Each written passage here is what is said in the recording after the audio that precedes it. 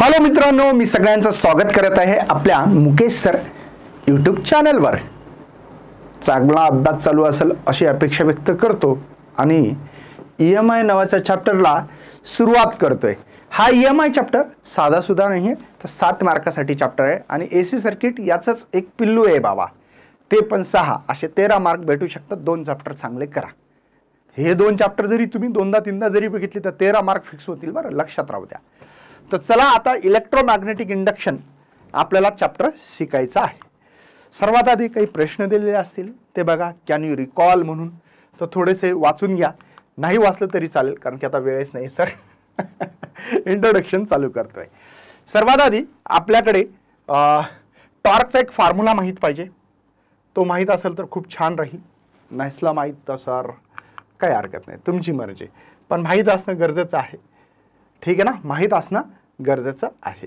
तर बघूया सर्वात आधी टॉर्कचा फॉर्म्युला MB sin थीटा, यालाच तुम्ही असं लिहिलं असेल कदाचित म्यू बी साइन थीटा, एकच हाच फॉर्म्युला तुम्ही असा लिहिला काय, M च्या जागी म्यू आले। मॅग्नेटिक डायपोल मोमेंट म्हणतात त्याला, काय म्हणायचं, मॅग्नेटिक डायपोल मोमेंट म्हणायचं। आणि लक्षात राहू द्या, हा मॅग्नेटिक डायपोल मोमेंटचा फॉर्म्युला होता करंट इंटू एरिया, आणि नंबर्स ऑफ टर्न असतील तर N लिहिला असेल, नंबर्स ऑफ टर्न असेल तर। ठीक आहे, आता मॅग्नेटिक फ्लक्स काय असतं, five is equal to be ए। कसं काय आला सर फॉर्म्युला, चला समजून घेऊया। एखाद्या गिव्हन एरियातून, हा तुमच्याकडे एक एरिया आहे, तिच्यातून किती मॅग्नेटिक फील्ड परपेंडिक्युलर बाहेर पडली त्याला तुम्हाला म्हणता येईल मॅग्नेटिक फ्लक्स। गिव्हन एरियामधून किती मॅग्नेटिक फील्ड बाहेर पडली त्याला मॅग्नेटिक फ्लक्स असं म्हणता येऊ शकतं। ठीक आहे, चला आता एक्सपेरिमेंटल ऑब्झर्वेशन्स बघा काय करतंय इथं, काय नाही लक्षात घ्या। एक मी काय केलं असेल, एक कॉईल घेतलंय, एक मॅग्नेट घेतला भाऊ, आणि बसल्या बसल्या काम नसल्यामुळे धरला, सर्कलला मागे केला, पुढे केला। इथं तुम्हाला डिफ्लेक्शन दिसतंय का, म्हणजे इथं काहीतरी करंट प्रोड्यूस होत आहे असं दिसत आहे। मी तुम्हाला एखाद्या प्रॅक्टिकलद्वारे सुद्धा समजून सांगण्याचा प्रयत्न करत आहे। काय गोष्ट करताय सर, हाव लय बढिया है ना, तुम्हाला बढिया अशा प्रकारचं एक प्रॅक्टिकल दाखवत आहे। ते प्रॅक्टिकल समजून घ्या की बाबा इथं प्रॅक्टिकल समजून घेणं गरजेचं आहे। ज्यांना हे प्रॅक्टिकल समजलं, अरे समजलं, तर तुम्हाला जबरदस्त नेट नाही काय बाबा, एक मिनिट बा, नेट तर आहे ना, नेट तर आहे का, एकच मिनिट फक्त। अत्यंत महत्त्वाचं प्रॅक्टिकल इथे तुम्हाला दिलं जात आहे, फक्त तुम्हाला बघायचे की कसं दिलंय। ठीक आहे, एकच मिनिट।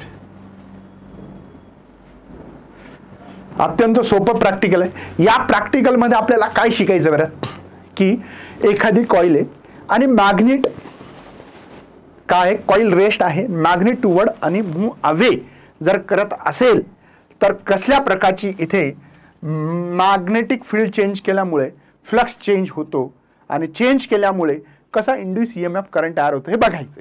आता मी काय करतो, मॅग्नेटिक फील्ड लाईन्स आली का, हे मॅग्नेट बघा, आता मी आत नेतोय, लाईट लागते बाबा, दिसते बघ है ना, आत घालायचं बाहेर काढायचं, आत घालणे कॉईलमध्ये बाहेर काढणे, आत घालणे बाहेर काढणे, आत घालणे बाहेर काढणे, आत घालणे बाहेर काढणे, आत घालणे बाहेर काढणे, आत घालणे बाहेर काढणे। काय दिसतं इथं, एक इंड्यूस EMF तयार होतो, आणि इथं करंट तयार झाल्यामुळे, इंड्यूस करंट तयार झाल्यामुळे हा बल्ब ऑन ऑफ होतोय। म्हणजे फ्लक्स चेंज नाही केला, असं आणून जर ठुलं म्हणत दर हे मॅग्नेट, तर लाईट लागतो का, नाही लागत। का बरं, फ्लक्स चेंज होणे गरजेचं आहे। महत्वाचा शब्द काय, फ्लक्स चेंज झाला पाहिजे, म्हणजे मॅग्नेटिक फील्ड लाईन्स या गिव्हन एरियामधून किती पास झाल्या याच्यावर अवलंबून आहे। जर नंबर्स ऑफ टर्न कमी जास्त केले तरी फरक पडतो। बघा आता इथं लाईटचं बघा, प्रकाश जास्त दिसतो तुम्हाला, हा प्रकाश आता मी वरच्या याच्यात बघा कमी दिसतो तुम्हाला, बघा हा खाली बघा जास्त है ना, कमी जास्त दिसतं बाबा। इथे बघा, इथं लाईटचा प्रकाश हा जो काही कमी आहे आणि इथं जास्त आहे। आणि जितकं तुम्ही फास्ट करसाल ना, जितकं हे मॅग्नेट तुम्ही मूव्ह अवे टुवर्ड जर करत असाल, तितकं जास्त तुमचं इंड्यूस EMF तयार होईल असं इथं दिसत आहे। ठीक आहे बाबा, याचा अर्थ कळाला असेल असं समजतो। आणि तुम्हाला experiment observation of Faraday's law असा प्रश्न येतो, हा प्रश्न नीट बघायचा आहे आणि करायचा सुद्धा आहे। ओके, चला तर हेच प्रॅक्टिकल आहे. आता मी काय वाचत बसणार नाही. ज्यावेळेस तुम्ही टुवर्ड द मॅग्नेट कॉईल पैशी नेसाल त्यावेळेस इथं डिफ्लेक्शन ऑफ कॉईल इकडे होईल, आणि जर अवे नेत असाल तर त्यावेळेस डिफ्लेक्शन ऑफ कॉईल जे तुम्हाला वेगळ्या दिशेने दिसेल, डिफ्लेक्शन वेगळ्या दिशेने दिसेल.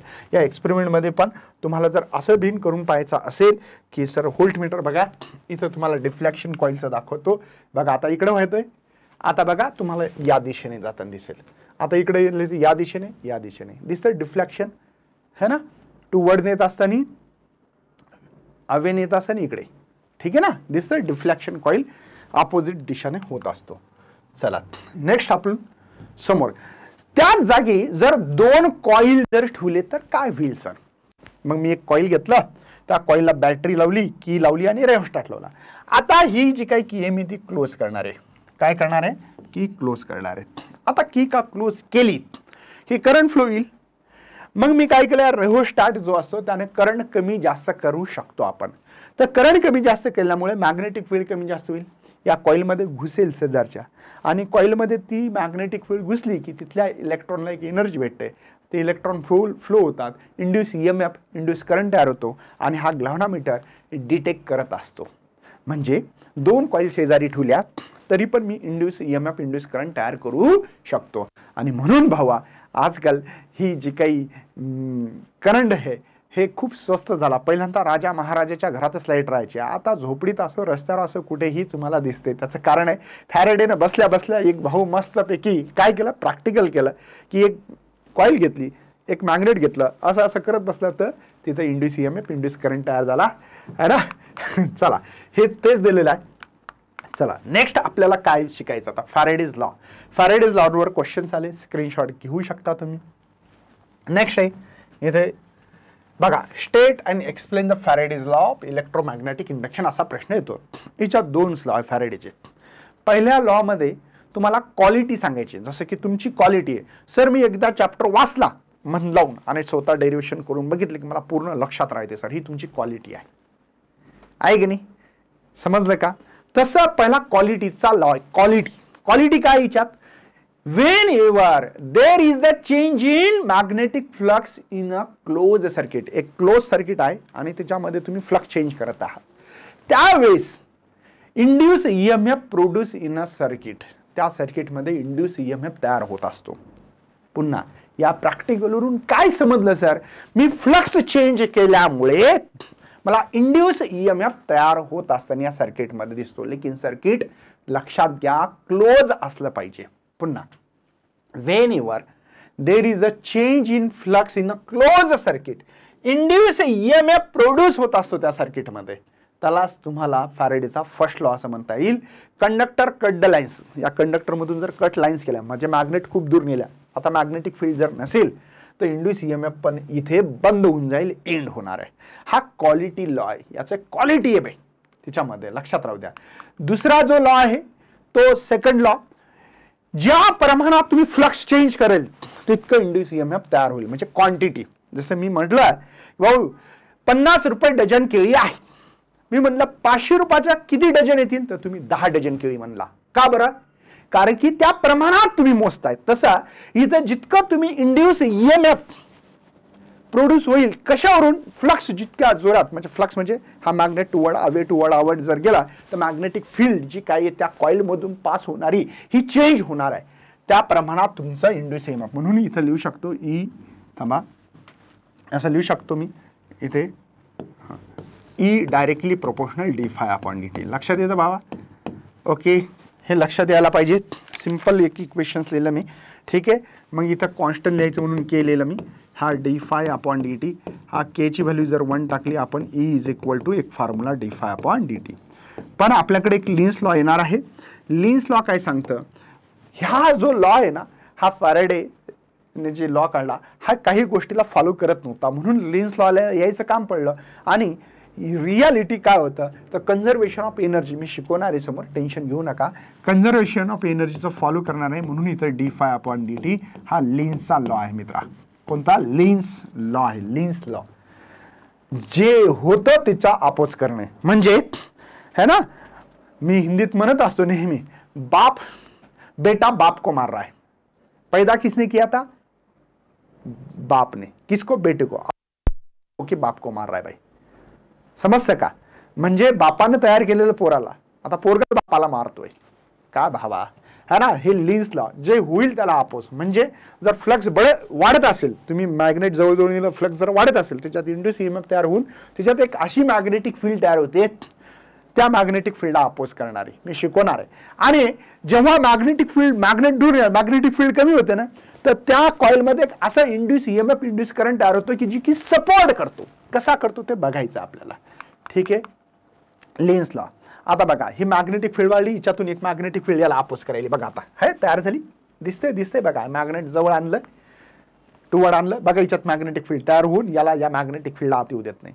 म्हणजे त्या याचे आरू इकडे आहेत आणि याचे आरू इकडे आहेत. बघा अपोज झाला की नाही, दिसतंय सगळ्यांना अपोज होतोय की नाही? बघा नीट लक्ष द्या. इंड्यूस करंट तयार झाला इथं, बघा इंड्यूस करंट, आणि इथं डिफ्लेक्शन होतं या कॉइलमध्ये. बघा ॲमेटरमध्ये डिफ्लेक्शन झालं, लाईट ग्लो झाला, इथे लाईट पण ग्लो होत असताना तुम्हाला दिसतंय ना? म्हणजे जे होत आहे त्याला अपोज होतोय. मग लिन्स लॉवर क्वेश्चन कसा येतो? तर हे सगळे लिन्स लॉवर आलेले क्वेश्चन्स आहेत, बघू शकता. आता लिन्स लॉचं स्टेटमेंट आपल्याला बघायचं आहे. तुम्हाला कळालं, जे होतंय त्याला अपोज करायचं. म्हणजे एखादी जर कॉईल असेल अशी, ठीक आहे, या कॉईलमध्ये आपण ग्लाव्हनोमीटर लावला, ठीक आहे. मी जर हा कॉईल तुमच्या टूवर्ड आणली इकडे, म्हणजेच काय होणार आहे बाबा, इथे हे मॅग्नेटिक फील्ड वाढणार आहे ना, अशी मॅग्नेटिक फील्ड, कारण की हा पैसे तुम्ही नॉर्थ पोल आणलाय. मग आता होईल काय बरं, एक इथं अशी मॅग्नेटिक फील्ड तयार होईल, याला अपोज. इथं काय होईल, हिच्यात मॅग्नेटिक फील्ड गेली की या कॉईल मधलं एक इंड्यूस ईएमएफ, इंड्यूस करंट तयार होईल. तो करंट असा हिच्या विरुद्ध दिशेने अपोजिट, बघा एक करंट असा फ्लो व्हायला, हे थंब दिसते, मॅग्नेटिक फील्ड आहे, आणि ही मॅग्नेटिक फील्ड याला अपोज करेल. बघा दिसतं, हे मॅग्नेटिक फील्ड कोणी तयार केली? अपोज. लिन्स लॉ तेच सांगतं, अपोज तयार करण्यासाठी. पण जर हेच कॉईल आहे, कॉईल सेम आहे सर, ग्लाव्हनोमीटर पण सेम आहे, बर, मग आता हे मॅग्नेट दूर घेतलं मी, बघा मॅग्नेटला थोडं दूर आणलं, नॉर्थ आहे आणि साऊथ आहे, दूर अवेन येतोय. आता काय होईल बरं, हिच्यातली जी काही मॅग्नेटिक फील्ड आहे सर ही कमी होईल. बघा ना, दूर नेलं ना मी मॅग्नेट, बघा बाहेरून जाईल, आता आतून नाही जाणार, फार कमी लाईन चालल्या, बरोबर आहे. यावेळेस काय होतं, तर यावेळेस हे काम होतंय सर की मॅग्नेटिक फील्ड कमी व्हायली, कारण की मी मॅग्नेट अवेन येतो, दूर नेतो या कॉईल पासून. त्यावेळेस यामध्ये इंड्यूस करंट तयार होतं, आणि हा इंड्यूस करंट याला सपोर्ट करतो. बघा मॅग्नेटिक करंट असा आहे, मॅग्नेटिक फील्ड अशी आहे, म्हणजे ही मॅग्नेटिक फील्ड इंड्यूस ईएमएफ तयार होऊन सपोर्ट करते, त्याला वाचवते, त्याला म्हणते दूर जाऊ नको बाबा, तू थांब. आणि इथे जवळ येते तर अपोज करते, मॅग्नेटला जवळ येऊ देत नाही, अपोज करते, ही मॅग्नेटिक फील्ड अपोज करते, आणि इथे सपोर्ट करते हवेला जात असेल. हिच्यावरून हा लिन्स लॉ आपल्याला शिकायचा. आता बघा काय म्हटलं, the direction of induce current in a circuit such that magnetic field produce by the induce current oppose the change the magnetic flux induce in the current. म्हणजे अपोज करते. अपोज म्हणजे magnetic field वाढायली तर support करेल, नाही magnetic field वाढत असेल तर अपोज करेल, आणि जर कमी व्हायली तर सपोर्ट करेल. तेच म्हटलं, the direction of induce current, असं इंड्यूस करंटचं डायरेक्शन असतं कसं, in such way that magnetic field produce होते by induce current oppose the change in magnetic flux that induce in current. ठीक आहे, the direction of induce EMF is same that induce current, है ना. Direction of induce EMF जे काय आहे हे same असतं इंड्यूस करंटच्या. म्हणजे तुम्हाला इथं अपोज होणार हे कळालं असेल, म्हणूनच आपण इथे -d∅dt लिहितो. हे सेंटेन्स हिच्यावर आहे, त्या डायग्रामवर आहे. मग ऍप्लिकेशन एक लिन्सचं लॉ बघायचं. आता इथं काय केलं सांगा बरं. एक कॉईल घेतली तुम्ही, अशी घेतली एक कॉईल, या कॉईलमध्ये कोणतं करंट नाही, काही नाही. लक्षात घ्या, मी एक मॅग्नेट घेतलं आणि त्या मॅग्नेटला या कॉईलच्या जवळ आणत आहे, नॉर्थ आणि साऊथ आणत आहे असं. ओके, आता काय होईल बरं, हे कॉईलच्या जवळ जर आणलं, जसं आणलं मग ही मॅग्नेटिक फील्ड अशी असेल सर, अशी असेल ही मॅग्नेटिक फील्ड या कॉईलमधून पास होईल. आता ही मॅग्नेटिक फील्ड जसं जसं मॅग्नेट जवळ येईल तसं तसं वाढेल. मग वाढल्यावर इथं काय होतं, एक नॉर्थ पोल तयार होतं ऑटोमॅटिकली. डायपोल तयार होणे असा शब्द वापरला. कसं काय बरं, हे मॅग्नेटिक फील्डच्यात जात असेल, तिथले इलेक्ट्रॉन असेल, त्या इलेक्ट्रॉनला एनर्जी भेटत असेल, ते इलेक्ट्रॉन बघत असेल, ये तर आपल्याला भयानक जास्त मॅग्नेटिक फील्ड वाढवते आपल्या याच्यात, असं चला आपण अपोज करू. मग इथं बिन तसाच अपोज होतं बाबा. कसा होणार बरं, बघा इथे एक असा करंट तयार होईल मॅग्नेटिक फील्डवर. बघा करंट असा तयार करावा लागेल, अँटी क्लॉकवाईज शब्द आहे त्याला, आहे ना. म्हणजे हा करंट असा तयार होईल की नाही. आणि मग इथं काय होईल माहिती आहे का, हे मॅग्नेटिक फील्ड अशी तयार होईल. बघा हे है होईल की नाही अशी बाबा, समजला. ओके, म्हणजे जसं जसं मॅग्नेट खाली आलं तसं तसं हिच्यामध्ये एक इंड्यूस करंट तयार होईल जे की अँटी क्लॉकवाईज असेल आणि याला अपोज करेल की नाही. ह्या लिन्स लॉ इथं आपल्याला लागू झाला. जे होते त्याला अपोज करणे. मॅग्नेटिक फील्ड वाढत आहे त्याला अपोज, कमी होत असेल तर सपोर्ट पण करेल. मी याच्या आधी सांगितलेलं आहे, हे वाचा बरं. बघा हे आहे का इथं मी असं लिहिलेलं. बघा magnet is move toward the loop, टुवर्डकडे लूपकडे येत आहे. Current induce in the loop, या लूपमध्ये एक इंड्यूस करंट तयार होणार आहे. The induce current in loop produce the magnetic dipole, इथं मॅग्नेटिक डायपोल तयार होणार आहे. ठीक आहे. The dipole is oriented such way that oppose the motion of magnet, म्हणजे जे होईल त्याला अपोज करेल. जे काही तुमचं मॅग्नेट खाली येत असेल त्याचं मोशन होत असेल त्याला अपोज करण्याचं काम करेल. द लूप नॉर्थ पोल तयार होईल, अँटी क्लॉकवाईजला नॉर्थ पोल तयार होईल. हे नॉर्थ आहे तर नॉर्थ पोल तयार होईल, नॉर्थ नॉर्थ रिपेल होईल. Approaching the north pole magnet repel करेल. काय करेल, रिपेल करेल. ठीक आहे. आता वाचत बसायचं काम नाही. आता तुम्हाला लक्षात आलं असेल मला काय म्हणायचं ते. ठीक आहे ना. काय होईल बघा, इथं राईट हँड रूल लागला, तुम्ही डायपोल तयार होतं इथं दिसत आहे आपल्याला. The induce current in loop the counter clockwise counter clockwise म्हणजे अँटी क्लॉकवाईज डायरेक्शनने इथे काय होईल, याच्यात करंट तयार होईल. The magnet pull away from loop, म्हणजे इथे नॉर्थ पोल, हे नॉर्थ पोल, या मॅग्नेटने पण नॉर्थ पोल खाली येत आहे, इथं नॉर्थ पोल तयार होईल आणि काय होईल, रिपेल होईल. Current will be induce in loop such way that, है ना. हे तुम्ही वाचू शकता. आता चला नेक्स्ट बघू, आपल्याकडे आहे एनर्जी कन्झर्वेशन. हे लॉ लिन्स लॉ का बरं आला, कारण की फॅरेडेच्या हिशोबाने आपल्याकडे लिन्स लॉ लागू होणं गरजेचं आहे. फॅरेडेचा लॉ लागू केला तर आपला लॉ हा जो काय कन्झर्वेशन ऑफ एनर्जीचा हा व्हायलेंट करेल बाई, लागू होणार नाही, म्हणून लिन्स लॉ आला. मग आता लिन्स लॉ मध्ये काय शिकायचं, एक्सप्लेन द लिन्स लॉ, है ना. The light principle of conservation of energy कसं होईल. आता हा जो काही इंड्यूस करंट आहे याचा कॉज काय बरं, इंड्यूस करंट कशामुळे तयार होतो, कॉज ऑफ इंड्यूस करंट काय आहे. May be either induce current कधी पण तयार का होतो, तो दोन कारण असू शकतात आणि हे कारण आपण शिकणार आहे असं नाही आहे. जर तुम्ही एखादी मॅग्नेटिक फील्ड असेल आणि त्या मॅग्नेटिक फील्डमध्ये एखादा रॉड घेतला, तुम्ही काय घेतला, हा रॉड म्हणजे माझा मार्कर आहे, मार्कर म्हणजे रॉड पकडा. तर या रॉडला जर तुम्ही मोशन्स केलं हिच्यामध्ये असं मोशन व्हेलॉसिटी दिली तर हिच्यात एक इंड्यूस करंट तयार होत असतो. काय तयार होतो मित्रा, इंड्यूस करंट. सर कशामुळे बरं, आपण काय म्हणलं, ई डायरेक्टली प्रोपोर्शनल जे होतं d∅/dt असा शब्द वापरलाय की नाही, म्हणजे फ्लक्स चेंज होणं गरजेचं आहे. बघा ना इथं फ्लक्स चेंज होईल ना. असं जर या रॉडला धरून एखादा रॉड घेतला मी, मोशन ऑफ कंडक्टर केलं मी मॅग्नेटिक फील्डमध्ये, तर इंड्यूस करंट तयार होईल. कारण की तुम्हाला माहिती आहे फ्लक्स चेंज झाला पाहिजे. हा इकडे जर आणला तर फ्लक्स चेंज होईल. बघा ही मॅग्नेटिक फील्ड आत जाणारी, क्रॉस म्हणजे मॅग्नेटिक फील्ड आत जाणारी आहे. तुम्ही जसं जसं हा रॉड इकडे केला, एक मेटॅलिक फ्रेम घेणार आहे आपण अशी आणि या मेटॅलिक फ्रेम मध्ये आपण बघणार आहे. ठीक आहे ना. हा रॉड बघा इथं मॅग्नेटिक फील्ड दोन आहेत, जसा जसा रॉड इकडे घेतला मॅग्नेटिक फील्ड वाढेल, मॅग्नेटिक फील्ड चेंज झाली d∅/dt म्हणजे फ्लक्स चेंज झाला, इंड्यूस ईएमएफ, इंड्यूस करंट तयार होईल. म्हणजे motion of conductor in magnetic field, magnetic field मध्ये एखादा कंडक्टर घेतला आणि त्याला मोशन्स केलं, कंडक्टर पण वायर पण घेऊ शकता असं काय नाही. Magnetic field due to the electric current मध्ये मी शिकवलं, एकदा जाऊन बघा. Magnetic field due to the electric current म्हणजे एखाद्या कंडक्टरला मॅग्नेटिक फील्ड मध्ये ठेवला आणि त्याला जर मोशन दिलं तर इंड्यूस करंट तयार होऊ शकतो. Number 1. Number 2, change in flux through the stationary circuit. आताच मी तुम्हाला प्रॅक्टिकल दाखवलं. हे प्रॅक्टिकल विसरू नका नक्कीच. म्हणजे मी म्हटलं एक कंडक्टर, एक स्टेशनरी कॉईल घेतलं, एक मॅग्नेट घेतलं आणि त्या स्टेशनरीमध्ये आपण या मॅग्नेटला काय केलं, फ्लक्स चेंज केला. काय राहिलं, फ्लक्स चेंज करणं म्हणजे ही magnetic field line passing through the given area जी काही आहे ती चेंज करत आहे. तर आपल्याला दिसतं येतात हा लाईट ग्लो होतोय म्हणजे इंड्यूस करंट तयार होतोय हे पण दिसत आहे. मला वाटतंय की भावा खूप डिटेल जात आहे. पहिल्या केसमध्ये सांगितलं की मोशन ऑफ कंडक्टर, मॅग्नेटिक फील्डमध्ये मोशन दिलं एखाद्या कंडक्टरला तर इंड्यूस करंट तयार होऊ शकतो. दुसरा आहे मॅग्नेटिक फ्लक्स चेंज केला स्टेशनरी कॉईलमध्ये, त्याच्यामुळे सुद्धा इंड्यूस करंट तयार होतो. या दोन केसेस आहे.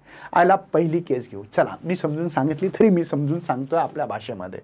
ठीक आहे, बघा, direction of induce current in moving conductor in such the direction of thrust exert the conductor the magnetic field oppose the direction of motion आणि oppose the motion of conductor. म्हणजे काय होईल, मी जर एखाद्या कंडक्टरला इकडे नेत असेल, मी हे तुम्हाला प्रॅक्टिकली दाखवेल, तुम्ही टेन्शन घेऊ नका.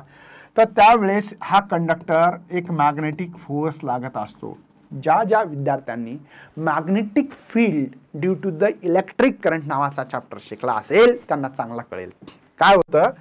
मॅग्नेटिक फील्ड करंट असा है ना, तर मॅग्नेटिक फोर्स असा लागतो. मी तुम्हाला असं बघा, हे थंब काढून दिलं, हे 4 बोटं लक्षात येत असेल, हे मॅग्नेटिक फील्डच्या दिशेनं हे करंट मॅग्नेटिक फोर्स येतो. म्हणजे मी मोशन इकडं करत असेल या कंडक्टरचं, त्याच्यावर एक मॅग्नेटिक फोर्स अपोजिटमध्ये लागतो. कसा लागतो मी शिकवलेला आहे, इथं आता सांगणं गरजेचं नाही मला असं वाटतं. ते चॅप्टर बघा, मी खूप डिटेल शिकवलं भावा. पहिली केस कळाली म्हणजे जेव्हा बी डायरेक्शन ऑफ इंड्यूस करंट असा तयार होईल, कसा, moving conductor in such the direction of thrust. Thrust कुठे लागेल, इकडे, म्हणजे करंट इकडे येईल. मग बघा, करंट इकडे वर येईल. The magnetic field oppose the direction of motion, है ना, मॅग्नेटिक जे काही फील्ड आहे एक असा फोर्स तयार करेल जे मोशन होतं त्याला अपोज करत असेल. आणि दुसरी सेकंड केसमध्ये इथं बघा, हे मॅग्नेट मी कसं टुवर्ड द कॉईल नेत आहे, त्यावेळेस हे इलेक्ट्रॉन बघा पहिल्यांदा इकडे होत्या, आता करंट इकडे फ्लो होतोय, दिसतंय इथे.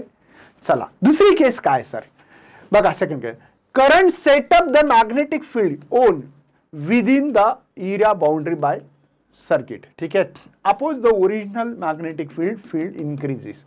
जर तुमची मॅग्नेटिक फील्ड त्या कॉइलमधून जर वाढली तर अपोज मध्ये एक मॅग्नेटिक फील्ड तयार होईल असं त्याचं म्हणणं आहे.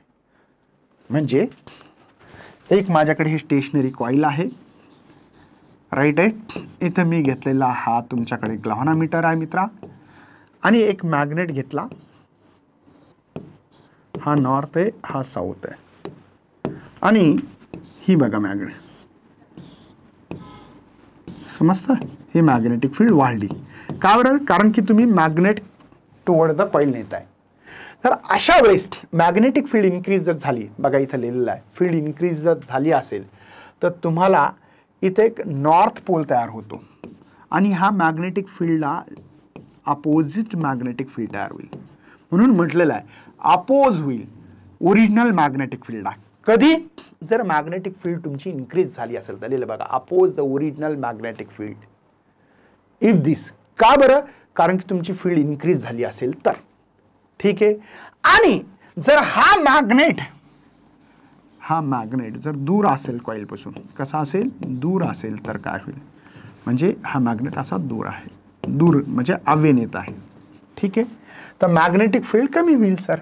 बघा याच्यात मॅग्नेटिक फील्ड कमी होईल. आता बघा मॅग्नेटिक फील्ड कमी, हा मॅग्नेटिक फील्ड जर कमी जर होत असेल, बघा इथं लिहिलं same direction original magnetic field degrees जर होत असेल तर तुमची मॅग्नेटिक फील्ड ओरिजिनल मॅग्नेटिक फील्डच्या बरोबर असेल, म्हणजे सेम डायरेक्शनने असेल असा त्याचा अर्थ आहे. बघा, सेम डायरेक्शन असू शकते ओरिजिनल मॅग्नेटिक फील्डच्या कधी जर फील्ड डिग्रीज होत असेल तर. ठीक आहे, समजला असेल कदाचित, अपेक्षा व्यक्त करतो. ठीक आहे, आता हे leans law directly from conservation सोबत कसं आहे, आता तुम्हाला एक कळालं की इंड्यूस करंट तयार होत असतो जर मॅग्नेटिक फील्डमध्ये तुम्ही मॅग्नेटिक फील्डमध्ये कंडक्टर ठेवला तर त्यावेळेस इंड्यूस करंट तयार होतो. नंबर 2, तुम्ही फ्लक्स चेंज करत असाल, हा कॉईल टुवर्ड द कॉईल घेऊन जात असाल तर अपोज होईल, आणि अवे घेऊन जात असाल तर सपोर्ट पण होईल, त्याच दिशेने मॅग्नेटिक फील्ड होईल. आता कसा होत असतो बघा, जर असं झालं असतं, मी याचा अर्थ समजून सांगतो खटकन आणि मोकळं करतो. आता जर समजा आपल्याकडे एक कॉईल होती, एक मॅग्नेट होता, नॉर्थ आणि साऊथ होते इथे. जर समजा या कॉईल मधून, ठीक आहे, अशी मॅग्नेटिक फील्ड पास होत होती आणि हा मॅग्नेट टुवर्ड द कॉईल येत होता. जर याला अपोज न करता सपोर्ट झाला असता तर काय झालं असतं सर? सपोर्ट झाला असता, समजा आणखीन मॅग्नेटिक फील्ड या दिशेने झाली असती, इथं म्हणजे साऊथ पोल तयार झाला असता, म्हणजे क्लॉकवाईज करंट फ्लो झाला असता. तर काय झालं असतं? हा खूप जोरात मॅग्नेट खाली आला असतात, खूप जास्त करंट तयार झाला असता, ग्रो झाला असता करंट, आणि हीट मध्ये प्रोड्यूस झाले असे. हीट प्रोड्यूस होतात, जूल हीटिंग इफेक्ट म्हणतो आपण त्याला, I²RT. तर इथे खूप जास्त मात्रामध्ये करंट बिना खर्च करता खूप मोठा करंट तयार झाला असता, आणि हा कन्झर्वेशन ऑफ एनर्जीच्या अगेन्स्ट मध्ये आहे. म्हणजे काय झालं असतं की बिना काही करता, बिना न खर्च करता बिना कामाची हीट तयार झाली असती की नाही, आणि आपल्या लॉला इथे काळी माप भासली असती आणि हा लॉ फेल झाला असता ना, कन्झर्वेशन ऑफ एनर्जी. म्हणून इथे आपण याला अपोज करत असतो असं म्हटलेलं आहे. ठीक आहे. आता explain the Lenz law, incorporated Faraday's law, हे आपल्याला करायचं आहे ते. ठीक आहे. सगळ्यांना लीन्स लॉ माहिती असावा अशी अपेक्षा व्यक्त करतो, -dφ/dt. ठीक आहे, नीट लक्ष द्या. हे शिकवले, पण आता याला आपल्याला लीन्स लॉ आणि फॅरेडेज लॉ कसे आपल्याला इनकरप्टेड करता येतील ते बघा. तर flux is equal to B × A असतं. मी इथे फॉर्म्युला ठेवतो आणि A व्हेक्टर आहे ना, d/dt, आणि इथे हे B व्हेक्टर मध्ये ठेवतोय असं. सर असं लिहिण्याचं कारण काय? याचा अर्थ असा आहे, A व्हेक्टर पण, एरिया व्हेक्टर पण पॉझिटिव्ह आहे, हे मायनस साईन ऑलरेडी आलेली आहे, आणि ही B व्हेक्टर पण समजा आपल्याकडे पॉझिटिव्ह आहे. याचा अर्थ काय सर? याचा अर्थ असा आहे की या ठिकाणी मॅग्नेटिक फील्ड या कॉईलमधून जाणारी इन्क्रीज झाली, याचा अर्थ असा घेऊ शकतो आपण. लक्षात येतं? हे मॅग्नेट टुवर्ड द येते, टुवर्ड द, आणि इथे ही जी काही मॅग्नेटिक फील्ड आहे या कॉईलमधून जाणारी ती वाढली आहे. ती काय होते? वाढली आहे. याचा अर्थ असा होऊ शकतो. ठीक आहे, ही मॅग्नेटिक फील्ड वाढली आहे. आता मॅग्नेटिक फील्ड जर वाढली असेल म्हणजे B इन्क्रीज झाली, B इन्क्रीज झाला तर हिच्यामध्ये एक असा इंड्यूस EMF आहे, याची निगेटिव्ह व्हॅल्यू आहे, म्हणजे इंड्यूस EMF हिच्या निगेटिव्ह मध्ये भेटणार, म्हणजे असा EMF तयार होईल, याला अपोज करणारा, म्हणजे अपोज म्हणजे मायनस. म्हणजे जेव्हा जेव्हा एरिया ऑफ कॉईल पॉझिटिव्ह आहे, तो पॉझिटिव्ह असतो, मॅग्नेटिक फील्ड पॉझिटिव्ह म्हणजे वाढली खूप, तर इंड्यूस EMF आपल्याकडे निगेटिव्ह असतो, मायनसमध्ये भेटत असतो. ठीक आहे, मायनसमध्ये का भेटला कळालं? मॅग्नेटिक फील्ड इन्क्रीज झाली टुवर्ड द कॉईलकडे, मी हा मॅग्नेट टुवर्ड आणत असेल तर मॅग्नेटिक फील्ड वाढेल, इंड्यूस EMF तयार होईल, आणि तो इंड्यूस EMF निगेटिव्ह असेल, निगेटिव्ह. ठीक आहे. नेक्स्ट, जर सर मी आता सेम कहाणी आहे पण मॅग्नेटिक फील्ड जर निगेटिव्ह केली तर इथे मायनस सेम dφ/dt, फ्लक्स म्हणजे काय तर B × A आहे. पण आता आपल्याकडे बघा, नीट लक्ष द्या, -A हा d/dt, इथं मी हे जे काय आहे -B जर घेतलं सर, आता -B चा अर्थ काय? मॅग्नेटिक फील्ड कमी होणे. म्हणजे मला असं म्हणायचं आहे की ही जी काही तुमच्याकडे कॉईल आहे, इथे एक ग्लॅव्हनोमीटर लावलेला आहे, आणि हे बघा दूर आणलं, हे दूर आणतोय, त्यावेळेस हे दूर आणलं बघा, अवे नेतोय, त्यावेळेस मॅग्नेटिक फील्ड कमी होत आहे. तर जेव्हा मॅग्नेटिक फील्ड कमी होत असेल, हे मायनस मायनस प्लस येईल, आणि इंड्यूस EMF पॉझिटिव्ह असेल. म्हणजे मॅग्नेटिक फील्ड जर वाढली, B पॉझिटिव्ह म्हणजे मॅग्नेटिक फील्ड वाढली, तर इंड्यूस EMF निगेटिव्ह, आणि जेव्हा मॅग्नेटिक फील्ड डिग्रीज म्हणजे मी दूर आणतो, अवे फ्रॉम द कॉईल, हे कॉईल आणत असेल, त्यावेळेस E पॉझिटिव्ह राहणार आहे, इंड्यूस EMF पॉझिटिव्ह तयार होणार आहे. समजतं? हे त्याचा अर्थ आहे. नेक्स्ट आहे आपल्याकडे फ्लक्स ऑफ द फील्ड. आता सगळ्यांना माहिती आहे की हा एरिया ऑफ कॉईल घेतला तर याचा फ्लक्स इकडे, एरिया ऑफ द कॉईलचा फॅक्टर इकडे असेल. मग इथं छोटे छोटे एरिया घेतले, हा एरिया, हा एरिया, हा एरिया, हा एरिया, आणि हा काय याचा सरफेस एरिया, या बॉडीचा सरफेस एरिया घेतला मी. या बॉडीचा सरफेस एरिया घेतला. तर फ्लक्स काढण्याचा फॉर्म्युला सगळ्यांना माहिती आहे. बी व्हेक्टर डॉट डी ए छोटा व्हेक्टर आहे, छोटे छोटे. तर हे छोट्यासाठी फ्लक्स घेतो, म्हणजे हा छोटा छोटा जो डी ए एरिया दिसतो आपल्या टेक्स्टबुकमध्ये, टेक्स्टबुक ओपन करा बघा. तर इथे तुम्हाला मला वाटते बी डी ए डॉट असल्यामुळे कॉस थिटा लिहावं लागेल. काय लिहावं लागेल? कॉस थिटा लिहावं लागेल. ठीक आहे. आता फ्लक्स जर काढायचा सरफेस एरियाचा तर कसे लिहिणार? इंटिग्रेशन. आता इंटिग्रेशन का बरं? हा छोटे छोटे छोटे एरिया जर मिळवायचे असेल तर फिजिक्समध्ये इंटिग्रेशन एक टर्म आहे, है ना, मॅथ्समध्ये आहे, फिजिक्समध्ये पण आहे. तर सरफेस एरिया कळालं का? यस का लिहिलं? या इंटिग्रेशन या सरफेस एरियाचा काढायचा आणि B vector dot D A vector असं पण मी इथं लिहू शकतो. पण हा फ्लक्स जर टाइमवर डिपेंड असेल तर, हा जो फ्लक्स आहे तुम्ही जर लिहिताय तो फ्लक्स जर टाइमवर डिपेंड असेल तर सरफेस एरिया या मॅग्नेटिक फील्ड आपण तुम्ही टाइमवर डिपेंड करू शकता, है ना. टी लिहू शकता. टी इज द टाइमवर डिपेंड आहे. आता आपल्याकडे इंड्यूस ई एम एफ जर काढायचं तर लिन्स लॉ आहे D phi upon D T. दिसते ना बाबा? D phi upon D T. आणि फायची व्हॅल्यू आपल्याला माहिती आहे, बस पुटअप करायची आहे, दुसरं काहीच करायचं नाही बाबा. मस्तपैकी रपचेक लिहायचं डी अपॉन डी टी. याला इंटिग्रेशन सरफेस एरिया आहे, हा बी टाइमवर डिपेंड असेल तर टी लिहा, डी ए झालं. याला इंड्यूस ई एम एफ भेटलं मला. ठीक आहे, इंड्यूस ई एम एफ भेटलं. ठीक आहे, काही टेन्शन नसावं अशी अपेक्षा व्यक्त करतो. ई एम एफ व्होल्टमध्ये मोजतात, टाइम सेकंडमध्ये मोजतात, मॅग्नेटिक फील्ड टेस्लामध्ये मोजतात, माहिती आहे. महत्त्वाचा क्वेश्चन हा तुम्हाला करायचा आहे, जेणेकरून की हा क्वेश्चन अत्यंत महत्त्वाचा आहे. नोट डाऊन करा. हे तुम्हाला 3 मार्कासाठी प्रश्न येऊ शकतो. सर मग याच्यात थेरी खूप लिहायची आहे का? तर नाही, असं थेरी खूप लिहायची नाही. काय काय लिहायचं सगळं सांगतो, काही गडबड करू नका, काही टेन्शन घेऊ नका. तुम्हाला हे बघा एक फ्रेम घेतलेली आहे, त्याचं नाव आहे ए बी सी डी. याची लेंथ यल आहे आणि हा यक्स आहे. हे यक्स काय सर? व्हाईट कलरची यक्स काय? ती मॅग्नेटिक फील्ड आतमध्ये जाते. म्हणजे तुमच्या खांद्यावर एक असा मॅग्नेट घ्यायचा मोठाच्या मोठा आणि त्याची मॅग्नेटिक फील्ड नॉर्थ पोल आहे, ती मॅग्नेटिक फील्ड आत चालली. हा एक रॉड घेतला. आता हा रॉड राहणार नाहीये, मग ते बॅटरी बनणार आहे.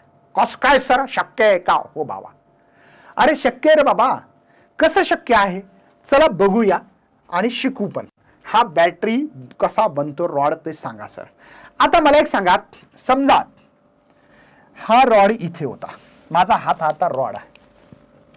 इथे किती मॅग्नेटिक फील्ड? 1 2 3 4 6 आहे. 6 आत लाईन गेल्या होत्या. इकडे जर आणला तर 9 12 15 18 21. समजलं? म्हणजे ही फील्ड बदलायली का बरं? लक्षात राहू द्या, D phi upon D T हा कधीच फॉर्म्युला विसरायचा नाही. फ्लक्स चेंज होणे म्हणजे मॅग्नेटिक फील्ड लाईन्स चेंज झाल्या.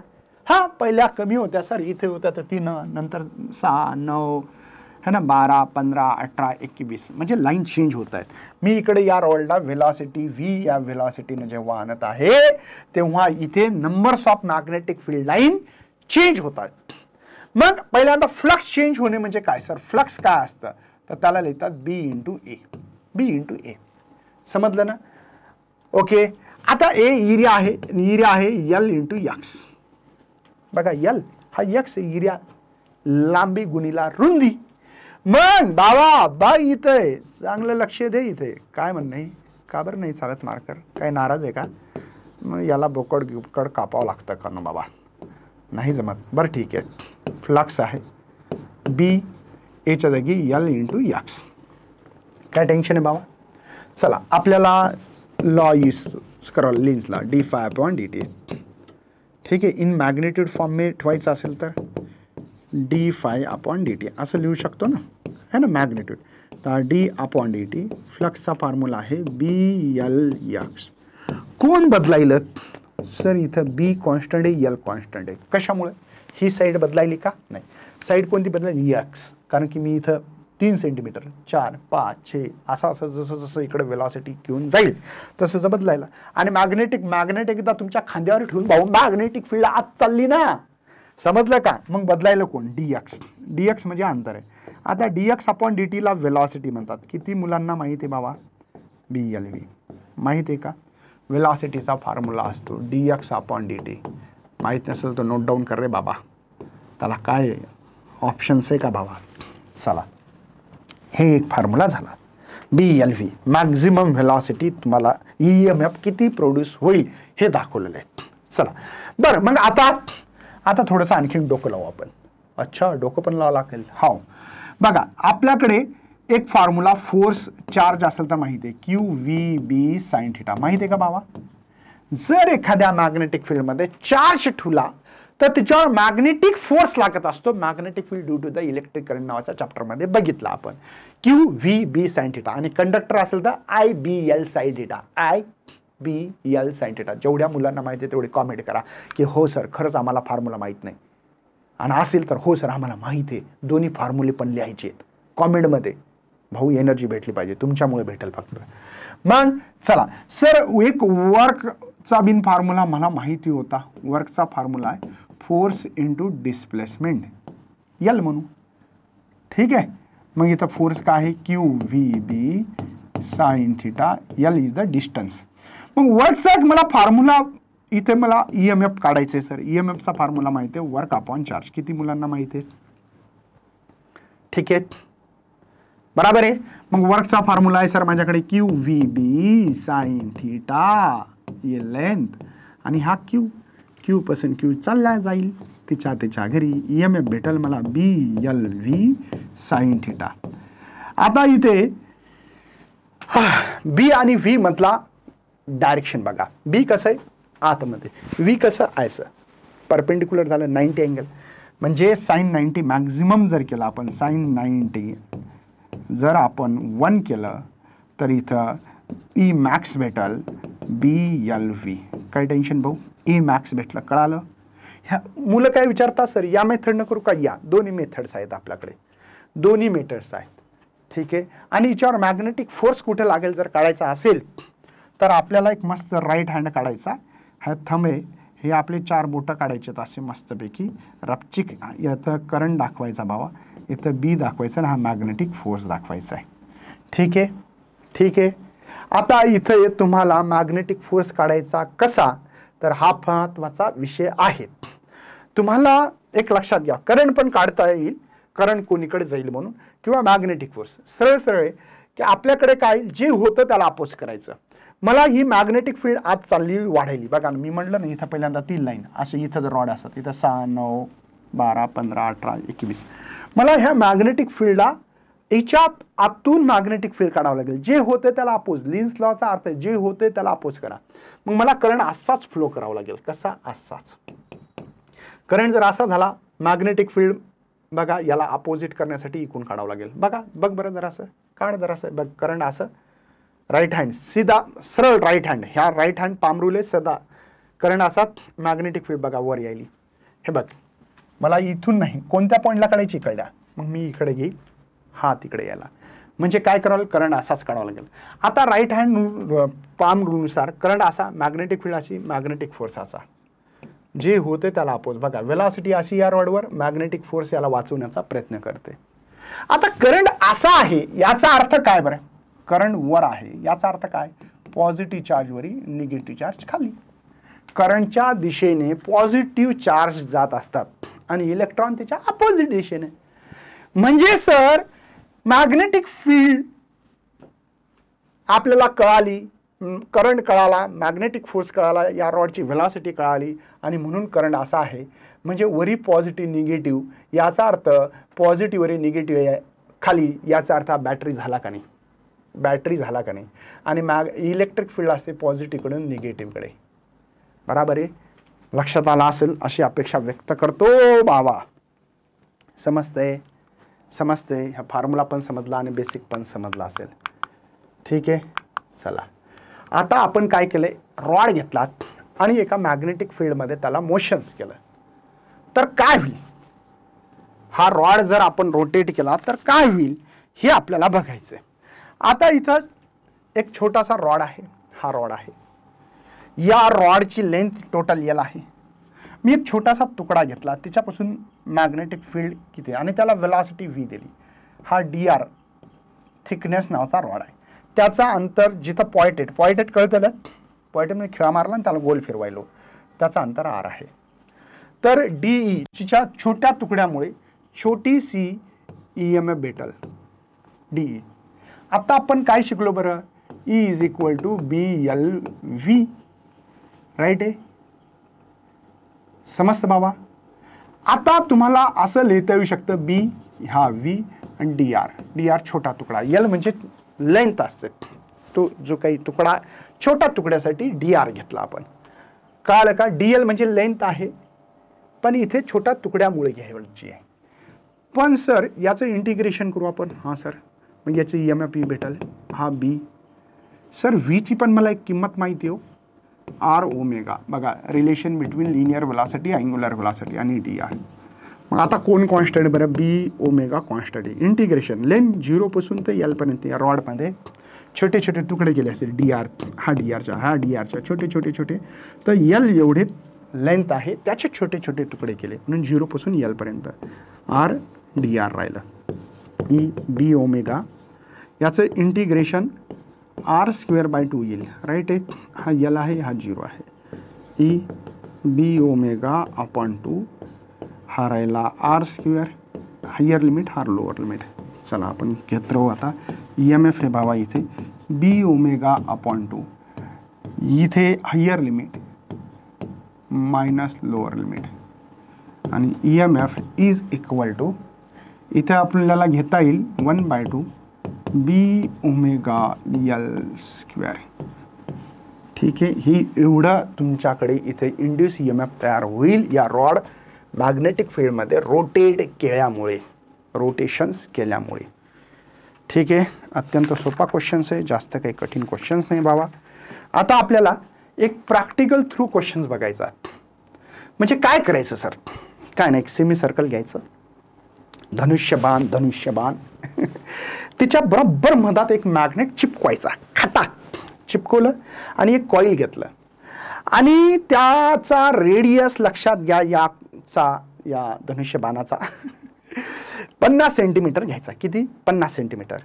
आणि 10,000 टन असणारे एक कॉईल घ्यायचा. हे जे कॉईल दिसतं ना तुम्हाला, असं मी काढतो, हे 10,000 टन्स आहेत. किती? 10,000, कमी नसतात भावा, 10,000 टन्स आहेत, म्हणजे खूप मोठे झालं. आणि त्याला झोका द्यायचा, इथं पॉइंटेड करायचं, खिळ्याला लावायचं, इथे एक कॉईल आहे. आता हा जसा जसा मॅग्नेट या कॉईलपाशी येईल, काय होईल बरं, मॅग्नेटिक फील्ड त्याच्यातून पास होणारी वाढणार. पहिल्यांदा दूर होता ना, आता जवळ चालला, तसं तसं फ्लक्स वाढणार. फ्लक्स वाढलं, इंड्यूस EMF वाढेल, इंड्यूस करंट वाढेल. मग नंतर इकडे दूर दूर दूर जाणार, मॅग्नेटिक फील्ड कमी होणार, इंड्यूस EMF पण चेंज होणार. आता फ्लक्स वाढलं तर इंड्यूस EMF काय होत असतं, फ्लक्स वाढल्यामुळे इंड्यूस EMF निगेटिव्ह होणार. जसं जसं हिच्या मॅग्नेट या कॉईलमध्ये जर आलं तर, है ना, तुम्हाला माहिती आहे काही वेळेस ते जे काही इंड्यूस EMF कॉन्स्टंट राहील. मग दूर जाईल, इकडे हे असं जसं जाईल, दूर जाईल म्हणजे मॅग्नेटिक फील्ड कमी होईल, कमी झालं म्हणजे मायनसच्या जागी आता प्लस इंड्यूस EMF, कारण मॅग्नेटिक फील्ड कमी होईल. आता इथं बघा कॉईल लावली, रेजिस्टन्स, डायोडमध्ये एकाच दिशेने करंट फ्लो होतो हे माहीत पाहिजे. युनि डायरेक्शनल करंट फ्लो होतो. सेमी कंडक्टर नावाचा चॅप्टर आहे मित्रांनो. आणि हा कॉईल जसं क्लोज करसाल तर इथे जसं करंट वाढेल तर हा चार्जिंग होईल, कॅपॅसिटर काय होईल, चार्जिंग होईल. असा पोटेन्शियल डिफरन्स क्रिएट होईल याच्यात, कारण की एका प्लेटवर निगेटिव्ह, एका प्लेटवर पॉझिटिव्ह चार्ज स्टोर होतो. इलेक्ट्रोस्टॅटिक्समध्ये तुम्हाला कॅपॅसिटरचे क्वेश्चन शिकवले. इथं 2-3 चॅप्टरचं मिश्रण आहे.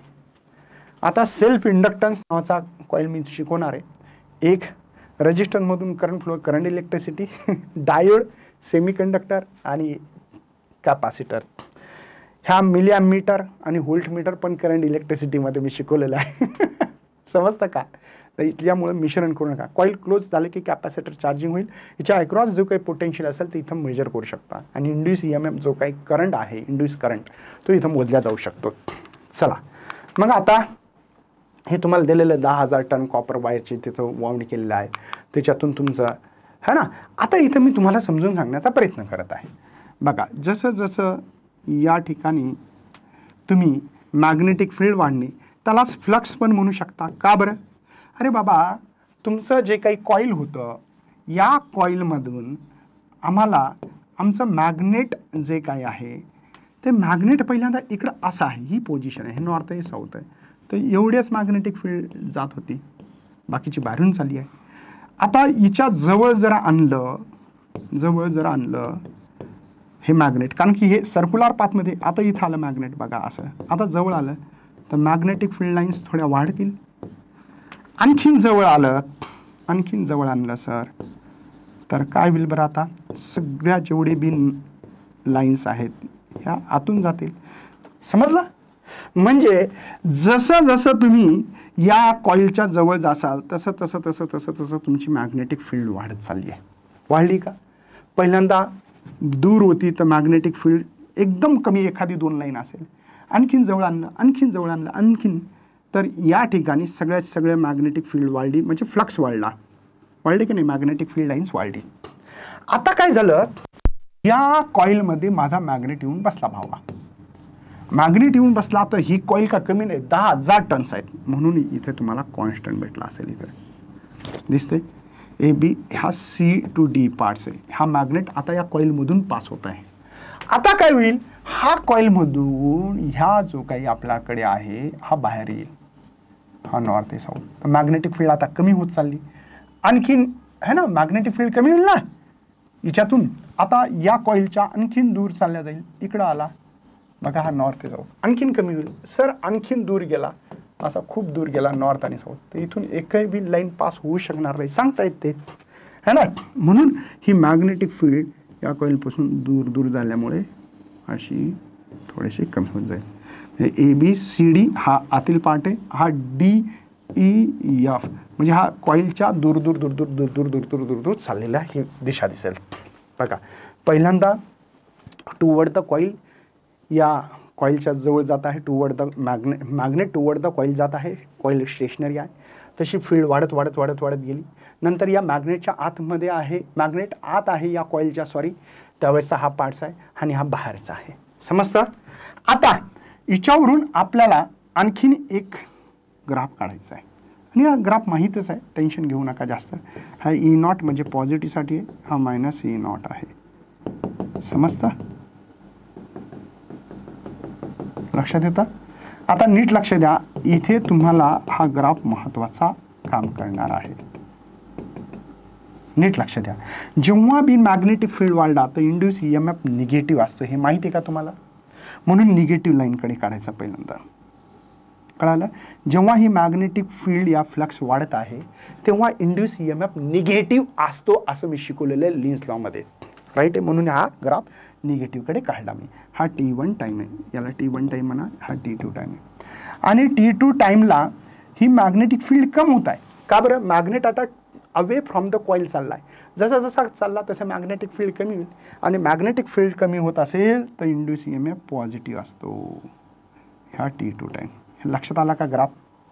हे दोन्ही ग्राफ लक्षात आले असतील असं अपेक्षा व्यक्त करतोय. आणि मी माझ्या डेरिवेशन जो काय पार्ट्स आहे त्याला सुरुवात करतोय भावा. ठीक आहे, थोडासा डेरिवेशन्स पार्ट आहे.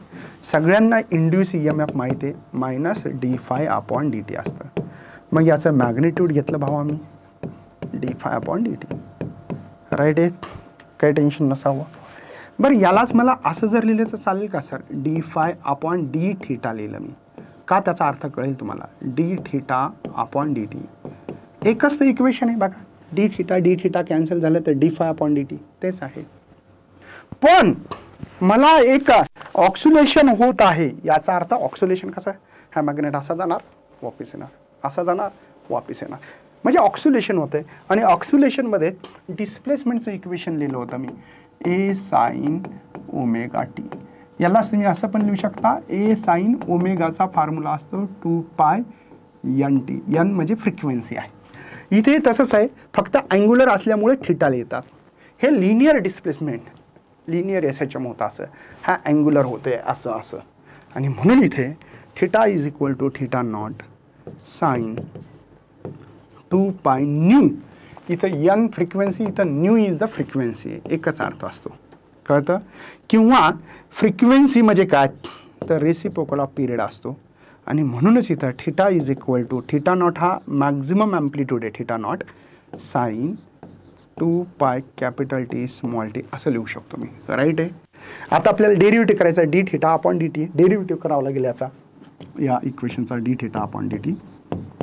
ठीक आहे, इथे पण डी अपॉन डी टी. इथे आपल्याकडे थिटाची व्हॅल्यू आहे theta naught sine 2 pi upon capital T small T, right आहे. तर D theta upon D T, हे थिटा नॉट याचा डेरिव्हेटिव्ह करायचा आपल्याला, कशाचा, sine 2 pi capital T small T, right आहे. तो D theta upon D T, नीट लक्ष द्या, थिटा नॉट साइनचा डेरिव्हेटिव्ह कॉस थिटा असतो आणि विथ रिस्पेक्ट टू टाईम आहे त्याला मल्टिप्लाय घेतात, म्हणजे कोण आहे टाईमसोबत, 2 पाय कॅपिटल टी. बघा हा पिरियड आहे हा टाईम आहे स्मॉल टी. हां, तर म्हणजे D theta upon D T, इथे 2 पाय इकडे येतं theta not divide by capital T, इकडं आलं cos 2 pi capital T small T. पण मला मॅक्स पाहिजे, म्हणजे याची व्हॅल्यू मॅक्झिमम ठेवायची आहे, म्हणजे D theta upon D T. जर मॅक्स घेतलं तर कॉस थिटाची व्हॅल्यू 1 घ्यावं लागेल, 2 theta not upon T, right आहे. मॅक्झिमम व्हॅल्यू घेतली तर असं लिहू शकतो मी, काही टेन्शन नसावं अशी अपेक्षा व्यक्त करतोय. मग आपल्याकडे मूळ इक्वेशन ही आहे, ई मॅक्स घ्यायचं होतं मला, तर कसं करावं लागेल सर, इथे D phi upon D theta हे मॅक्स आहे आणि मल्टिप्लाय याची value D theta upon D टीची व्हॅल्यू आपल्याला मॅक्सिममसाठी 2 थिटा नॉट अपॉन टी, हे मॅक्सिमम इथे ई एम एफ भेटलेलं आहे या रोटेटिंग कॉईलमध्ये. ठीक आहे, हे इक्वेशन तुम्हाला लिहायचं आहे. आता आपल्याकडे जनरेटर, एसी जनरेटर माहिती आहे, एसी जनरेट कशी होते हे तुम्हाला सांगायचं आहे. ठीक आहे, एसी जनरेटर इम्पॉर्टंट क्वेश्चन आहे.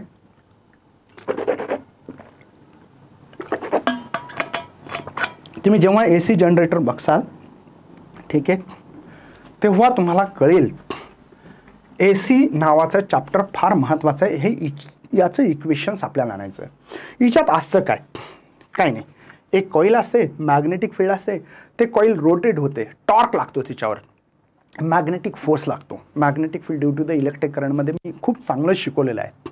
इथं काय होतं की याच्यावर टॉर्क लागतो आणि म्हणून हे कॉईल रोटेट होते आणि इथं अल्टरनेट होते. बघा अल्टरनेट होत आहे, अल्टरनेट, म्हणून याचं नाव अल्टरनेटिंग पडलेलं आहे. याच्यावर इतके मोठे क्वेश्चन विचारलेले, ते क्वेश्चन पाहून घ्या भाऊ किती क्वेश्चन विचारले. ठीक आहे, चला आता हिच्यात थोडंसं हे थिरीला वाटतं. बेसिक कन्स्ट्रक्शन आहे electric generator same for that motor, motor सारखंच आहे. In this case the armature turn the some external agency torque. हे जे आर्मेचर आहे याच्यावर आपल्याकडे काय लागतं, फोर्स लागतो. एक फोर्स बघा इथं खाली लागला, एक वर लागला आणि याच्यामुळे हे कॉईल रोटेट होणार, असं रोटेट होणार आहे. Conductor wire across the magnetic field force induce EMF. आता आपण शिकलो का भावा, सांग बरं, BLV.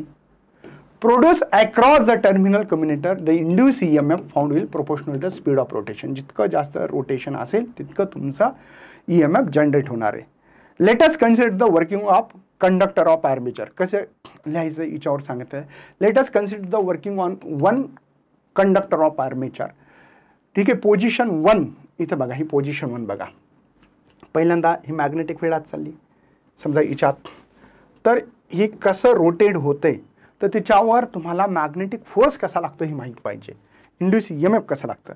आणि हिच्यातून काय व्हायला, आता तुम्हाला एक इथं पुन्हा एकदा फील आणून देतो. तुमचा जेव्हा हे कॉईल असं येते तेव्हा मॅक्झिमम मॅग्नेटिक फील्ड चालली, म्हणजे फ्लक्स वाढला. जेव्हा असं होते बघा, फील्ड कमी कमी होत चालली याच्यातून. बघा आता field line, numbers of lines कमी, इथे तर नंबर्स ऑफ लाईन खूपच कमी झाल्या, वाढत वाढत वाढत पुन्हा वाढणार. ह्या मॅग्नेटिक फ्लक्स चेंज होते, याच्यावरून मला इक्वेशन्स लिहायचं आहे. म्हणून फ्लक्स इज इक्वल टू, सगळ्यांना माहिती आहे, B.A असतं. तर flux is equal to BA cos theta. हे इक्वेशन्स तुम्हाला लक्षात राहिलं पाहिजे. आणि थिटा म्हणजे काय, तर थिटा काय असतं, तो ओमेगाचा फॉर्म्युला आहे, थिटा अपॉन टी. माहिती आहे ना, angular velocity, rate of change of angular displacement. Theta is equal to omega T. म्हणून यालाच मी असं लिहू शकतो, BA कॉस ओमेगा टी. लक्षात येतात, एवढा तिथं तुमचा फ्लक्स चेंज होत आहे. मग आपल्याकडे इंड्यूस EMF काढायचं बाबा, म्हणजे minus d∅ upon dt. Sir तुम्ही आत्तापर्यंत असं लिहित होतो minus d∅ upon dt, N कुठून आणलं, कारण की या कॉईलमध्ये एकच नंबर्स ऑफ टर्न नाही, अशा खूप जास्त नंबर्स ऑफ टर्न्स असतात. ठीक आहे, म्हणून तसं इक्वेशन लिहू शकतो मी. Sir E minus N D I upon D T, flux माहिती आहे सर, हां B A cos omega T. चला सर डेरिव्हेटिव्ह करू. E minus N B A, कळालं का? हे बी ए बाहेर काढलं, D upon D T cos omega T. ठीक आहे, तर मायनस एन बी ए, कॉसचं डेरिव्हेटिव्ह असतं मायनस साईन, माहिती आहे, विथ रिस्पेक्ट टू जो आहे त्याला मल्टिप्लाय घेतात, टाईमसोबत ओमेगा आहे म्हणून मल्टिप्लाय घेतात. तर ई मायनस मायनस प्लस होईल सर, हां N B A omega sine omega T. Right आहे. जर मला मॅक्झिमम घ्यायचा असेल तर काय घ्यावं लागेल सर? मला ई मॅक्स घ्यायचा असेल तर साईन ओमेगा टीला 1 घ्यावं लागेल sir. Sine omega T is equal to 1 घ्यावं लागेल. म्हणजे एन बी ए ओमेगा, काही लोक याला एन बी ए 2 पाय एफ, ओमेगाचा फॉर्म्युला आहे 2 पाय एन. एन म्हणजे फ्रिक्वेन्सी आणि इथे एन म्हणजेच तुमचं फ्रिक्वेन्सी, एकच अर्थ आहे. यालाच ई मॅक्सला E naught peak value of E M F म्हणतात. त्याला E max maximum E M एफचा अर्थच असतो ई नॉट, पीक व्हॅल्यू म्हणतात. म्हणजे सर या फॉर्म्युल्यात असं लिहू शकतो मी, E naught sine omega T. हाव, आणि हे इक्वेशन एवढं फेमस आहे AC सर्किट नावाच्या चॅप्टरमध्ये, त्याच्यासाठी मेहनत चालू आहे. इथं खूप काही वर्किंग कन्स्ट्रक्शन जास्त शिकायचं आहे. का बरं? हा magnetic field due to the electric करंटमध्ये ऑलरेडी हा क्वेश्चन झालेला आहे, लक्षात राहू द्या, हा क्वेश्चन झालेला आहे. ओके, याचा ग्राफ काढलेला आहे. आता सगळ्यांना माहिती आहे की साईन 0 का असतं? 0 असतं. साईन 90 का असतं सर? 1 असतं, पॉझिटिव्ह 1. साईन 180 का असतं सर? -1. साईन नाही 0 असतं सर, 0, सॉरी भावा. साईन 270 -1 असतं. आणि साईन 360 का असतं सर? पुन्हा 0. याच्यावरून जर ग्राफ काढला तर तुम्हाला भेटेल बघा, हा साईन 0, हा 0 आहे, हा जा ग्राफ भेटेल. हा ACचा ग्राफ आहे. याचा कशाचा? ACचा ग्राफ आहे. ठीक आहे. नेक्स्ट क्वेश्चन बघायचं आपल्याला आता, बॅक EMF आणि बॅक टॉर्क काय असतं ते. ठीक आहे, सिंपल क्वेश्चन्स आहे. आता बॅक EMF म्हणजे काय? इंड्यूस EMF तयार होणे, त्यालाच बॅक EMF म्हणू शकता. कारण की तुम्ही जे काही मॅग्नेटिक फील्ड जर इन्क्रीज होत असेल तर एक इंड्यूस EMF, इंड्यूस करंट तयार होतो, आणि जी मॅग्नेटिक फील्ड वाढत असेल त्याला कमी करतो. आता तोच तर प्रश्न आहे. Explain the concept of back EMF इथं लिहिलेला आहे. चला बघू आपण one by one. When the armature of DC motor, बघितलं का? DC मोटर असतं, ठीक आहे, रोटेट होते. Current carrying the armature winding move करते through the magnetic field, so the EMF induce, तिथं काय होईल? इंड्यूस EMF तयार होईल, आणि जे होते त्याला अपोज करेल. सिंपल आहे. EMF which is the induce in armature winding of DC motor is called the back EMF. त्यालाच तुम्ही बॅक EMF म्हणता.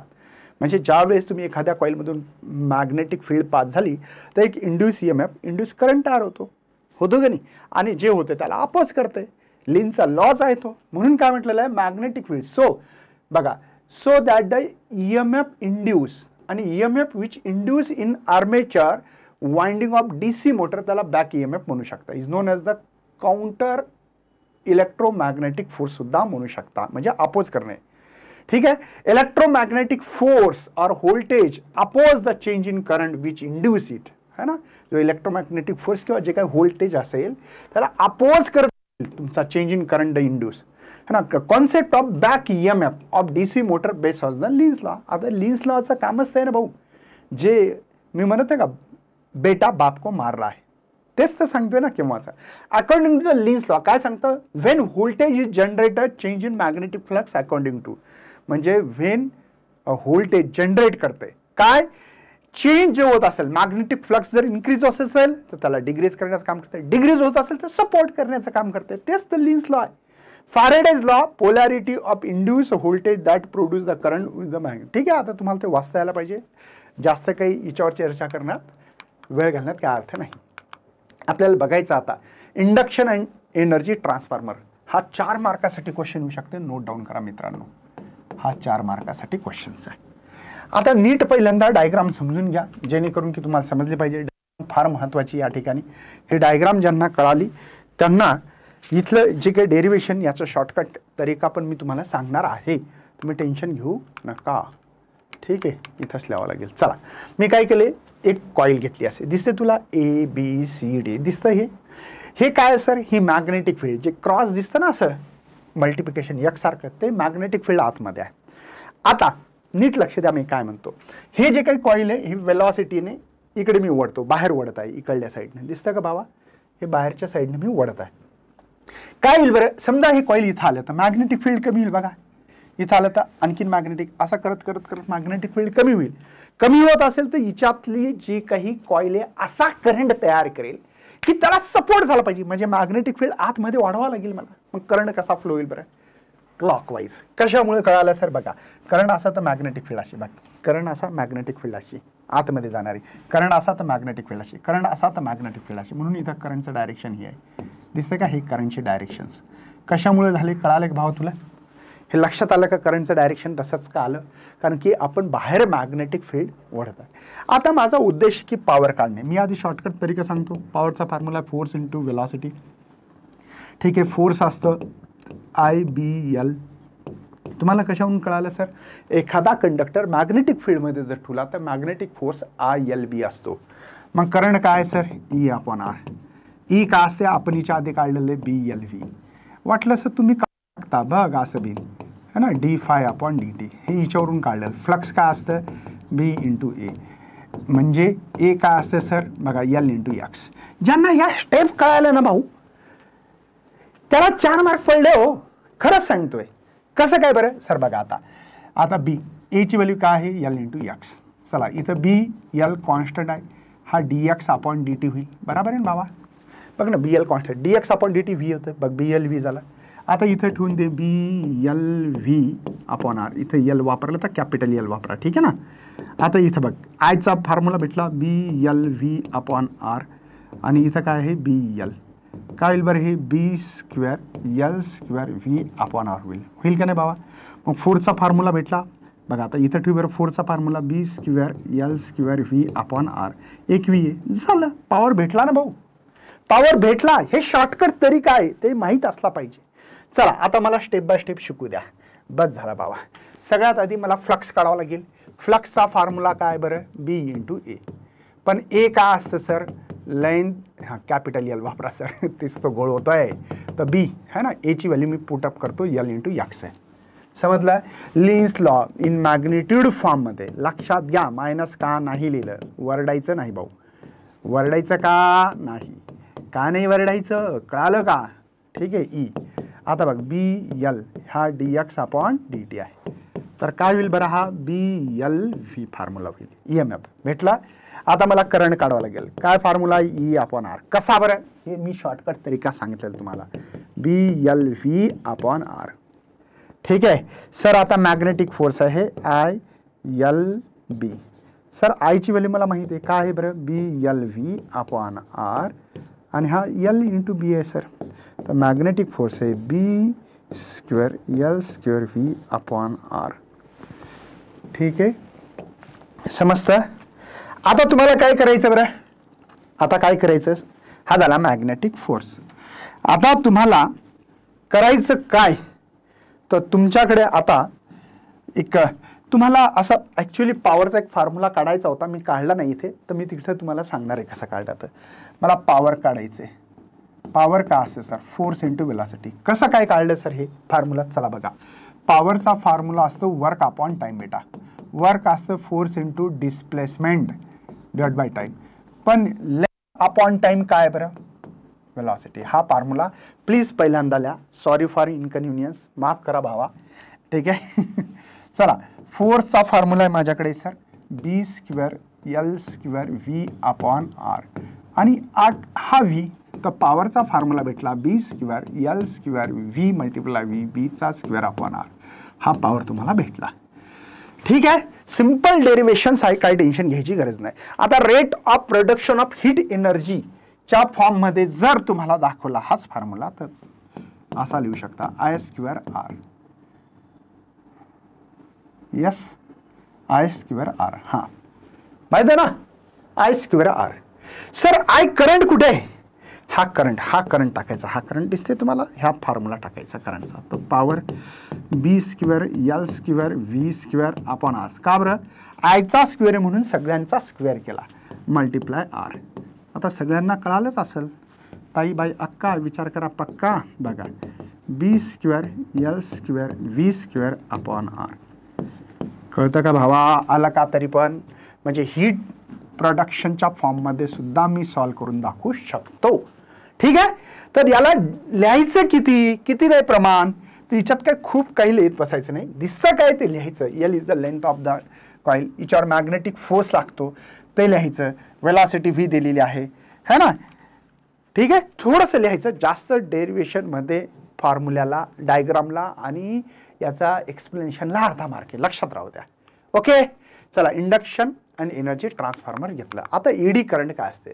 ईडी करंट काय नाही, एखादा मेटल घेतला त्याच्यावर तुम्ही जर मॅग्नेटिक फ्लक्स चेंज केला तर त्या मेटलमध्ये एक सर्क्युलेटिंग करंट तयार होतो. त्या सर्क्युलेटिंग करंटला ईडी करंट असं म्हणायचं.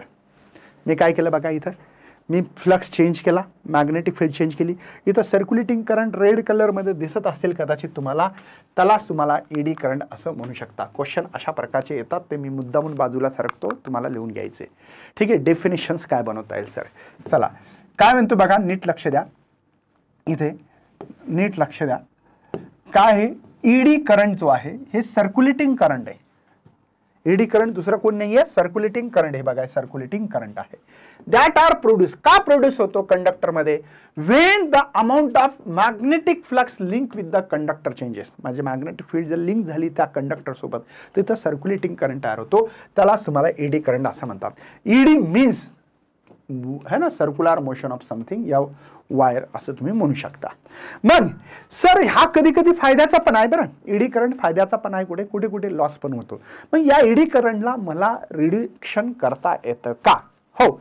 आता इथं तुम्ही एखादा पॉइंटेड एखादा रॉड घेतला, मॅग्नेटिक फील्डमध्ये ठेवला, तिथं पण ईडी करंट तयार होऊ शकतो. नंतर त्याला जर करायचं असेल तर एक मेटलची प्लेट घ्यायची, त्याला हे जसे बोटं कसे कातरलेले दिसतात तुम्हाला, हे असे ठेवायचे. म्हणजे हा सर्क्युलेटिंग करंट जो आहे तो बनणार नाही, रिडक्शन होऊ शकते त्याच्यामध्ये. ठीक आहे. हा सिंपल क्वेश्चन्स होता. सेल्फ इंडक्टन्स वर क्वेश्चन्स येतो यावर्षी, ही येण्याचे चान्सेस असू शकतात. सेल्फ म्हणजे स्वतःमध्ये बदल करून घेणे. जसं आता हे एक्झाम आहे, दुसरं कोणी वाचवणार नाही, तुम्हाला स्वतःलाच अभ्यास करावा लागेल, तसल्या प्रकारचा प्रकार आहे भाऊ. चला सेल्फ इंडक्टन्स म्हणजे काय? तर पहिल्यांदा एक कॉईल घेतली. आता काही लोक अशी पण कॉईल घेऊ शकतात का? हो घेऊ शकतात. ठीक आहे. एक रिओस्टॅट घेतला, बॅटरी घेतली मित्रांनो, एक की घेतली है ना, एक की घेऊ शकता असे. हायर लोअर पोटेन्शियल ही की आहे है ना, ही रेहोस्टॅट आहे आणि हा इंडक्टर आहे. असं पण घेतलं तरी चालतं, काही प्रॉब्लेम नाही. ठीक आहे. हे आणि हे सेम आहे. आता काय होईल बरं, करंट तुम्ही की क्लोज केली, करंट फ्लो होईल. करंट फ्लो झाल्यामुळे इथं करंट येईल, मॅग्नेटिक फील्ड होईल, अशी प्रकारची मॅग्नेटिक फील्ड तयार होईल. मी इथं करंट रिओस्टॅटने चेंज करू शकतो, कमी जास्त. मग मॅग्नेटिक फील्ड पण कमी जास्त होईल आणि हिच्यामध्ये एक इंड्यूस EMF तयार होईल. म्हणजे स्वतःमध्येच असा एक इंड्यूस करंट आहे जे की या मॅग्नेटिक फील्डला अपोज करणार आहे. त्याला तुम्हाला स्वतःमध्ये बदल होत असेल तर सेल्फ इंडक्टन्स म्हणतात.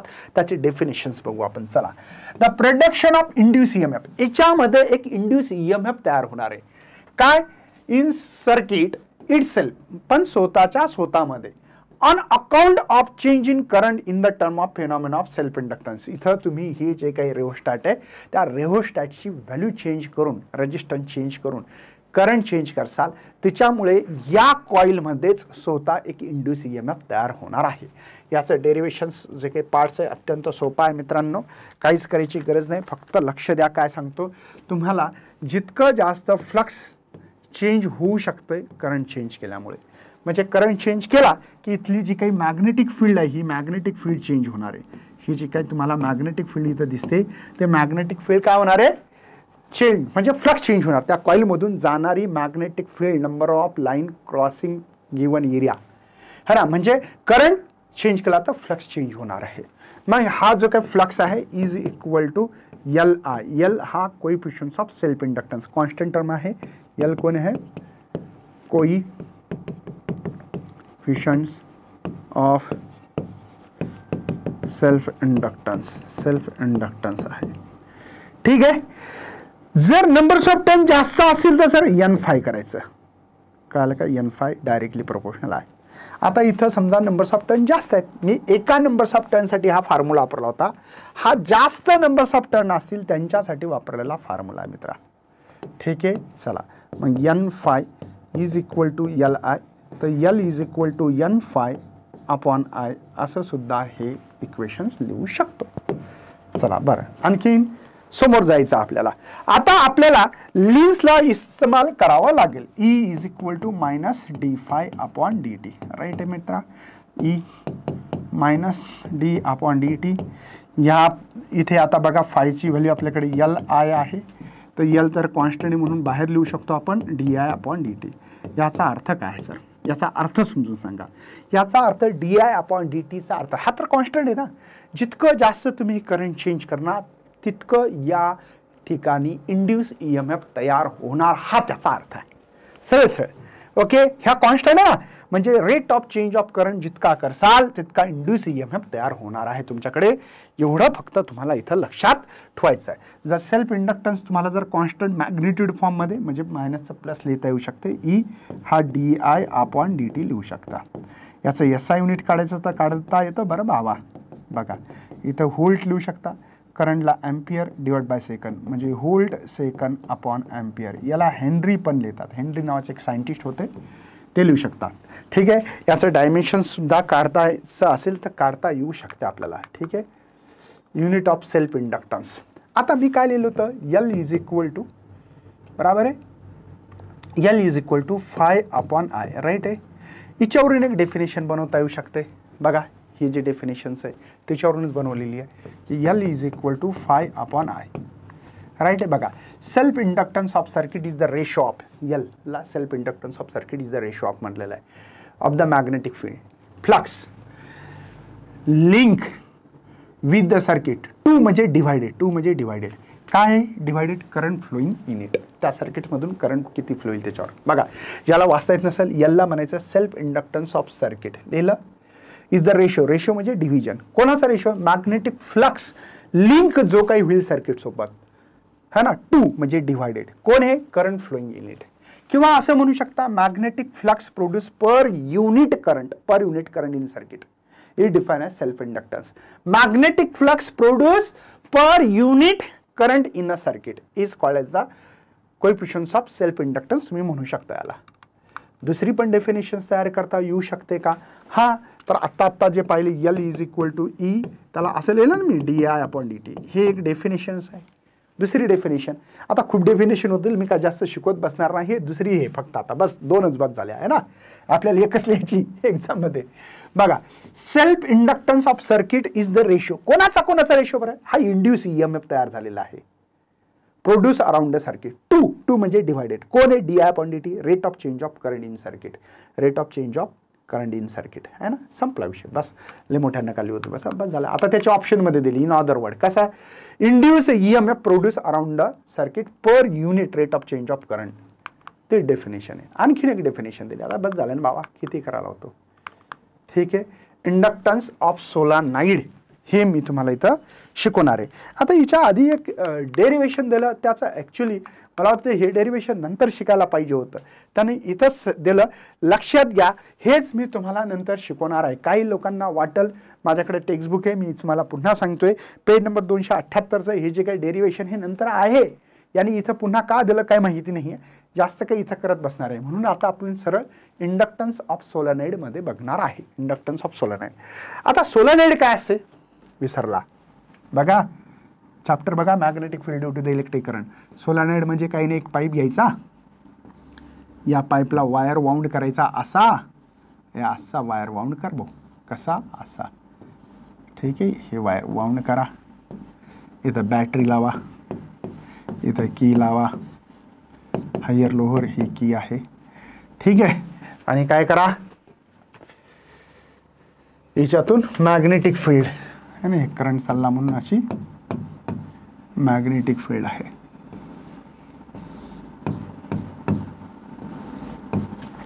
ठीक आहे, हे मॅग्नेटिक फील्ड आहे. लक्षात येतं.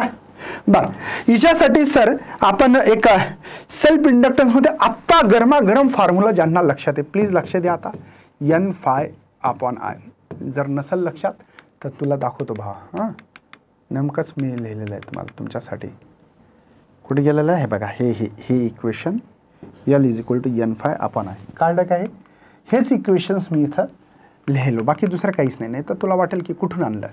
चला आता 1 बाय 1 मी तुम्हाला एक सांगणार आहे की याचं इक्वेशन्सचे काय काय व्हॅल्यूज आहेत, काय काय नाही हे माहीत पाहिजे. चला, N numbers of turn per unit length मित्रा. इथं स्मॉल एल इस्तेमाल करू कारण दोघं कॅपिटल एल जर काढलं तर गोंधळ होण्याची शक्यता आहे. हां, ठीक आहे. तर इथं काय होईल बरं, N=N × L. L म्हणजे length of solenoid, capital L म्हणजे कोइफिशियंट्स ऑफ सेल्फ इंडक्टन्स. हां, हे L आहे लेंथ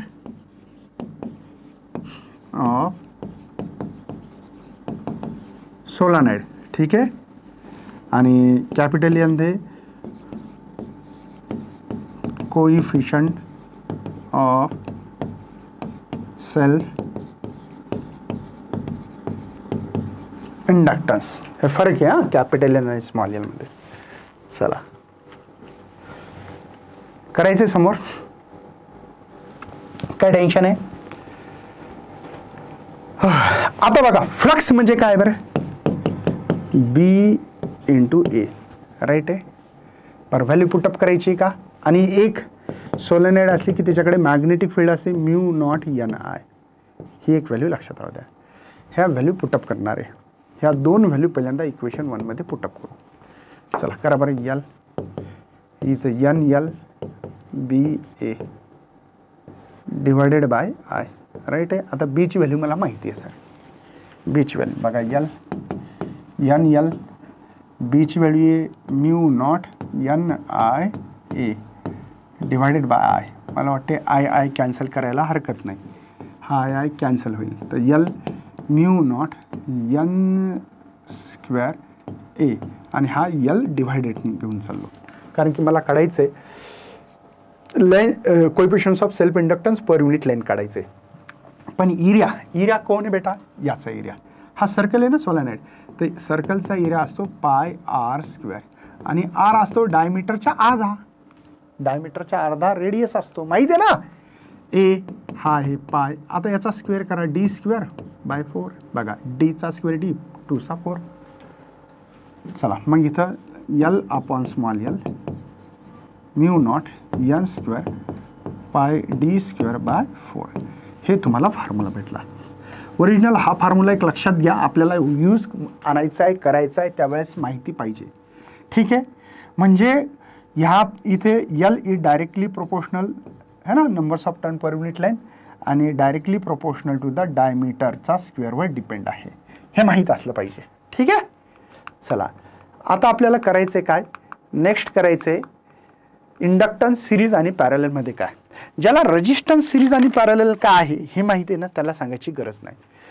रेजिस्टन्स सिरीज जर असता तर काय केलं असतं सर, ॲड करत राहतो. तसं इथं डायरेक्ट फॉर्म्युला, इथे हिच्यावर न्यूमेरिकल येण्याची शक्यता किंवा MCQ VSA आन्सर येण्याची शक्यता आहे, क्वेश्चनमध्ये येण्याची शक्यता असेल. याचा आन्सर सिम्पल आहे. सिरीजमध्ये असेल, सिरीजमध्ये तर सरळ ॲड करायचं L1 + L2 + LN. हे सिरीज कॉम्बिनेशन आहे, सिरीज कॉम्बिनेशन. आणि पॅरलल असेल तर 1/LP. ज्यांना रेजिस्टन्स माहीत आहे त्यांना हे सांगायचं काम नसलं पाहिजे,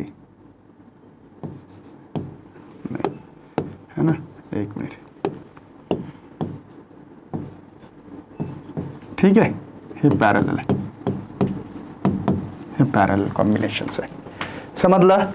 ऑल इज वेल. साधा कॉन्सेप्ट आहे, कळणं गरजेचं आहे. हिच्यात कोणत्याही प्रकारची मेहनत नाही आहे. ठीक आहे. पॅरलल आणि सिरीज ज्यांना रेजिस्टन्स माहिती आहे त्यांना मी तुम्हाला म्हटलं होतं ना की मगाचं जे डेरिव्हेशनचं ते आता इथं energy store in magnetic field इथे मी तुम्हाला प्रूफ करून देणार आहे ते. आणि हे काही बघा, फेब 2023ला क्वेश्चन्स आला बाबा, लक्षात घे, यावर्षी येण्याची शक्यता असते. हां, डिराईव्ह द एक्सप्रेशन फॉर असा क्वेश्चन येऊ शकतो. बरं, आता मला सांगा इलेक्ट्रोस्टॅटिक्स नावाचा चॅप्टर होता, त्याच्यात कॅपॅसिटरमध्ये आपण एनर्जी स्टोअर करत होतो. काय डाऊट आहे भाऊ? कॅपॅसिटरमध्ये आपण एनर्जी काय करत होतो? स्टोअर करत होतो. आता इथं आपल्याला इंडक्टरमध्ये मॅग्नेटिक फील्ड एनर्जी स्टोअर करायची. फरक इतकाच आहे ना, फरक तर कळतं ना. आणि मी त्या कॅपॅसिटरमध्ये जेव्हा मी एनर्जी स्टोअर करणार आहे तर ती एनर्जी स्टोअर होती इलेक्ट्रोस्टॅटिकमध्ये 1/2 Q²/C, या त्यालाच असं आहे ना 1/2 CV² लिहू शकता. मला वाटते माहिती असायला पाहिजे, कदाचित माहिती असेल. एनर्जी स्टोअर इन कॅपॅसिटरमध्ये. आता असाच फॉर्म्युला आपल्याला इथे पण काढायचा आहे. मग काढणार का बाबा? काढणार का? चला बरं, आता ही कशामध्ये असणार आहे बघा. हे सेल्फ इंडक्टन्स सारखं हे बघा, हे कॉईल आहे. इथं तुम्ही DC पॉवर सप्लाय जे काही लावला असेल ते higher lower potential current flow होणार. मॅग्नेटिक फील्ड, ही जी काही मॅग्नेटिक फील्ड आहे या क्वेश्चनच्या बाबतीत मी बोलतोय. मग हा सेल्फ इंडक्टन्स सारखाच झाला ना, तो सेल्फ इंडक्टन्सच आहे ना. तर EMF असतं -L/di/dt. काय डाऊट आहे बाबा? पण इथं वर्क होणार आहे, वर्क -E × dq. कुठून आणला सर फॉर्म्युला आहे? अरे काहीच नाही बाबा, पोटेन्शियलचा फॉर्म्युला आहे वर्क अपॉन चार्ज. बस इथं E लिहिला आहे ना, ठीक आहे. इथं E लिहिला, इथं आपण लिहिणार dW/dq लिहिणार, चालेल. मग work done is equal to E × dq असं लिहू शकतो ना याला. सर हे मायनस का लिहिलं बरं? कारण की या ठिकाणी मायनस लिहिण्याचं काहीतरी कारण आहे. ते चार्जला आपण काय करतो, इंड्यूस EMF जे आहे त्याच्यामुळे आपण इथं मायनस लिहू शकतो. आणि मला वाटतं हे मायनस प्लस होईल. ईची व्हॅल्यू पुटअप करतोय, तर work is equal to L/di/dt इथं dq. ठीक आहे. मला वाटते work in the form of energy. तर यू लिहायचं तर लिहून घ्या, या वर्क लिहायचं तर वर्क लिहा, तुम्हाला जे वाटेल ते लिहा. तर dW लक्षात घ्या, L/di नीट लक्ष घ्या. आता मी dq/dt का लिहिलं? हा करंटचा फॉर्म्युला आहे. कोणाला माहीत नसेल तर हे बघा, करंटचा फॉर्म्युला dq/dt है ना, rate of change of current charge, sorry. मग वर्क डन काय भेटलं मला? L/i × di. हे I dq/di I घेतलं, इंटिग्रेशन करू. चला आता, तर ह्याचं वर्क भेटल, L कॉन्स्टंट होता, हा I × di. ठीक आहे. 0 पासून तर I0 पर्यंत करंट, याचं इंटिग्रेशन लिमिट घ्या. तुमच्या पुस्तकात जरी दिलं नसेल तरी आपण I0 म्हणलं तर बरं राहील. आणखी I0 म्हणलं तर, किंवा पुस्तकात I दिलं तर I घ्या बाबा, नाही तर उगी भानगडीत पण चालले मोठ्या. ठीक आहे. चला मग आता वर्क हा L आहे, याचं इंटिग्रेशन सगळ्यांना यायला पाहिजे. I²/2 माहिती आहे ना, I × di I²/2. Higher limit capital आहे, लोअर लिमिट 0 आहे. तर इथं 1/2 L हायर लिमिट आहे I², लोअर लिमिट 0 घेण्याची गरजच नाही. म्हणून इथं work is equal to 1/2 L/I². तिथे पण तेच इक्वेशन भेटलेलं आहे, म्हणून मी इथं पुन्हा करत बसलो नाही. एनर्जी ही दाखवण्याचं काम इथे UB मॅग्नेटिक फील्डमध्ये होते. हे इलेक्ट्रोस्टॅटिकमध्ये होती म्हणून E लिहिलं. इथं B इज अ मॅग्नेटिकमध्ये होती म्हणून तसं लिहिलं 1/2 L/I². काही डाऊट नसावा अशी अपेक्षा व्यक्त करतो आणि या डेरिव्हेशनला इथेच संपवतो. समोर जाऊ भाऊ. आता एनर्जी डेन्सिटी लक्षात घ्या. डेन्सिटी जेव्हा वर्ड येतो, शब्द येतो, तेव्हा डिवायडेड बाय व्हॉल्यूम करायचं. हे कोण आहे सर? काहीच नाही, सोलेनॉइड होता मगाचा, त्याला धरून असं कट केलं तर त्याचा पोर्शन आहे बघा, हा क्रॉस सेक्शन पोर्शन आहे. हे डॉट म्हणजे वरून निघते, क्रॉस म्हणजे खाली जाते. म्हणजे वायर आहे, तो वायर असा निघणार, असा आत जाणार, असा निघणार, असा आत जाणार, असा निघणार, असा आत जाणार, असा आत, असा आत, असा आत, आता जात राहणार. एक लक्षात राहू द्या. आणि ही मॅग्नेटिक फील्ड दाखवलेली आहे. सर तुम्ही जे बोलताय तर कसं लिहायचं मग? तो जो काही फॉर्म्युला होता कोणाचा? Energy store in magnetic field capital B ने दाखवू आपण, 1/2 L/I² असं दाखवू. काही टेन्शन आहे भाऊ तुला? आता ही जी काही एनर्जी डेन्सिटी आहे स्मॉल u ने दाखवलेली आहे आणि UB डिवायडेड बाय व्हॉल्यूम. काही टेन्शन आहे भाऊ तुला? आता UB चे फॉर्म्युला आहे 1/2 L/I² आणि व्हॉल्यूम असते एरिया इंटू लेंथ. मला वाटते तुला कळालं असेल भाऊ. हे लेंथ कोणाची आहे? सोलेनॉइडची. मी आधीच बोललेलो आहे. तर UB magnetic field density, energy density म्हणू शकतो, सॉरी. आता इथं 1/2, याला मला असं लिहिता येईल यल, ठीक आहे, स्मॉल यल, कारण की याचा फॉर्म्युला मला माहीत होता. हा I² अपॉन E. काय डाऊट आहे भाऊ? एनर्जी स्मॉल यू म्हणजे एनर्जी डेन्सिटी. सर एक काम करतो ना मी आता, एक काम करतो ना, मला एक फॉर्म्युला आठवला सर, यल अपॉन स्मॉल यलचा फॉर्म्युला मी म्हणलो होतो तुम्हाला, μ0 n²I. लक्षात राहू दे भाऊ, करेक्ट आहे. व्हॅल्यू पुटअप करू आपण, ठीक आहे. तर UB इज इक्वल टू 1/2 इथे μ0 n²I, ठीक आहे.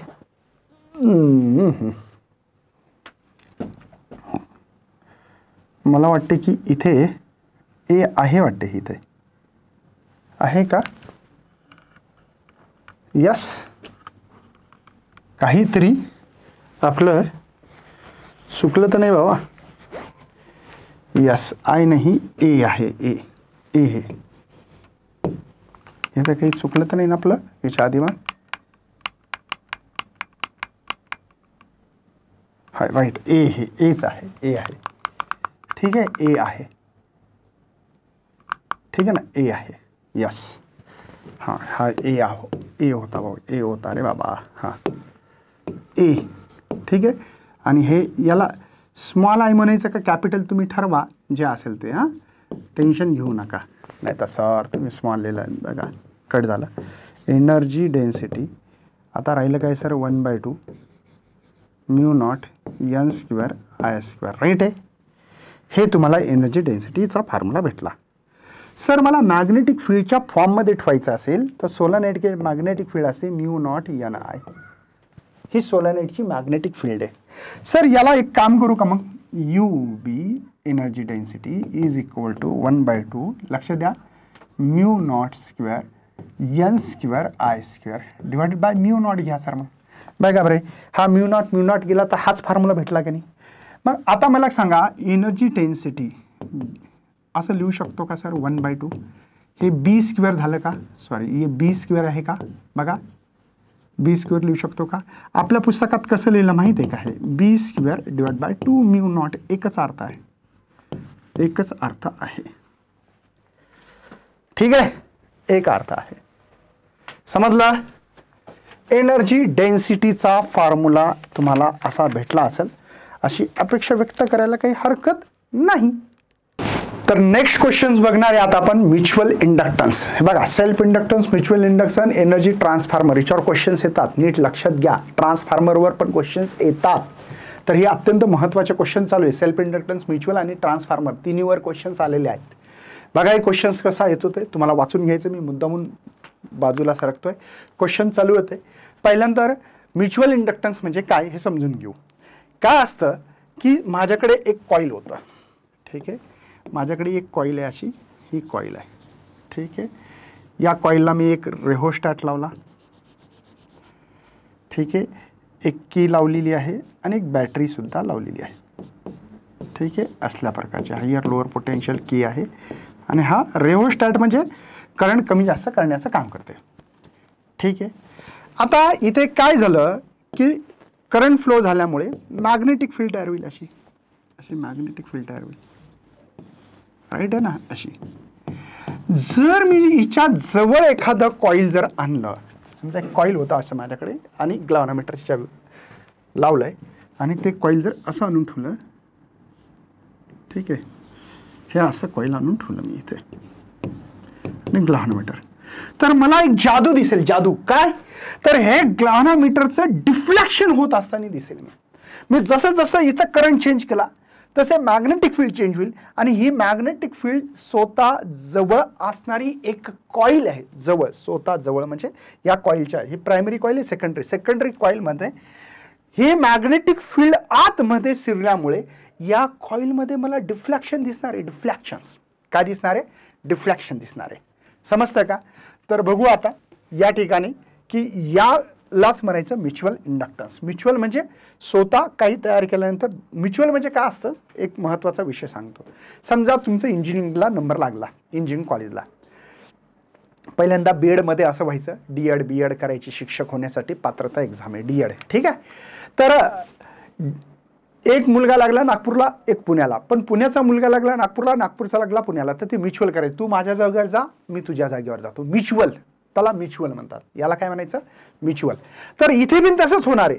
हिच्यामध्ये करंट चेंज झाल्यामुळे फ्लक्स हिच्यात बदलणार, हिच्यातला करंट चेंज झाल्यामुळे हिच्यात फ्लक्स चेंज होणार, इंड्यूस ईएमएफ तयार होणार. हे कसं होणार आहे आपल्याला वन बाय वन समजून घ्यायचं आहे. चला बरं आता फटाफट समोर बघा. पहिल्यांदा definition, the phenomena in which the change in current in one coil. हिच्यात जर करंट चेंज झाला तर इंड्यूस ईएमएफ हिच्यामध्ये बदल होईल. प्लेस नियर इट अनादर कॉइल. म्हणजे जर तुम्ही हिच्यात करंट चेंज केला तर जवळ ठेवलेल्या कॉइलमध्ये इंड्यूस ईएमएफ चेंज होणार आहे. फेनॉमेनालाच आपल्याला म्युच्युअल इंडक्टन्स असं म्हणतात.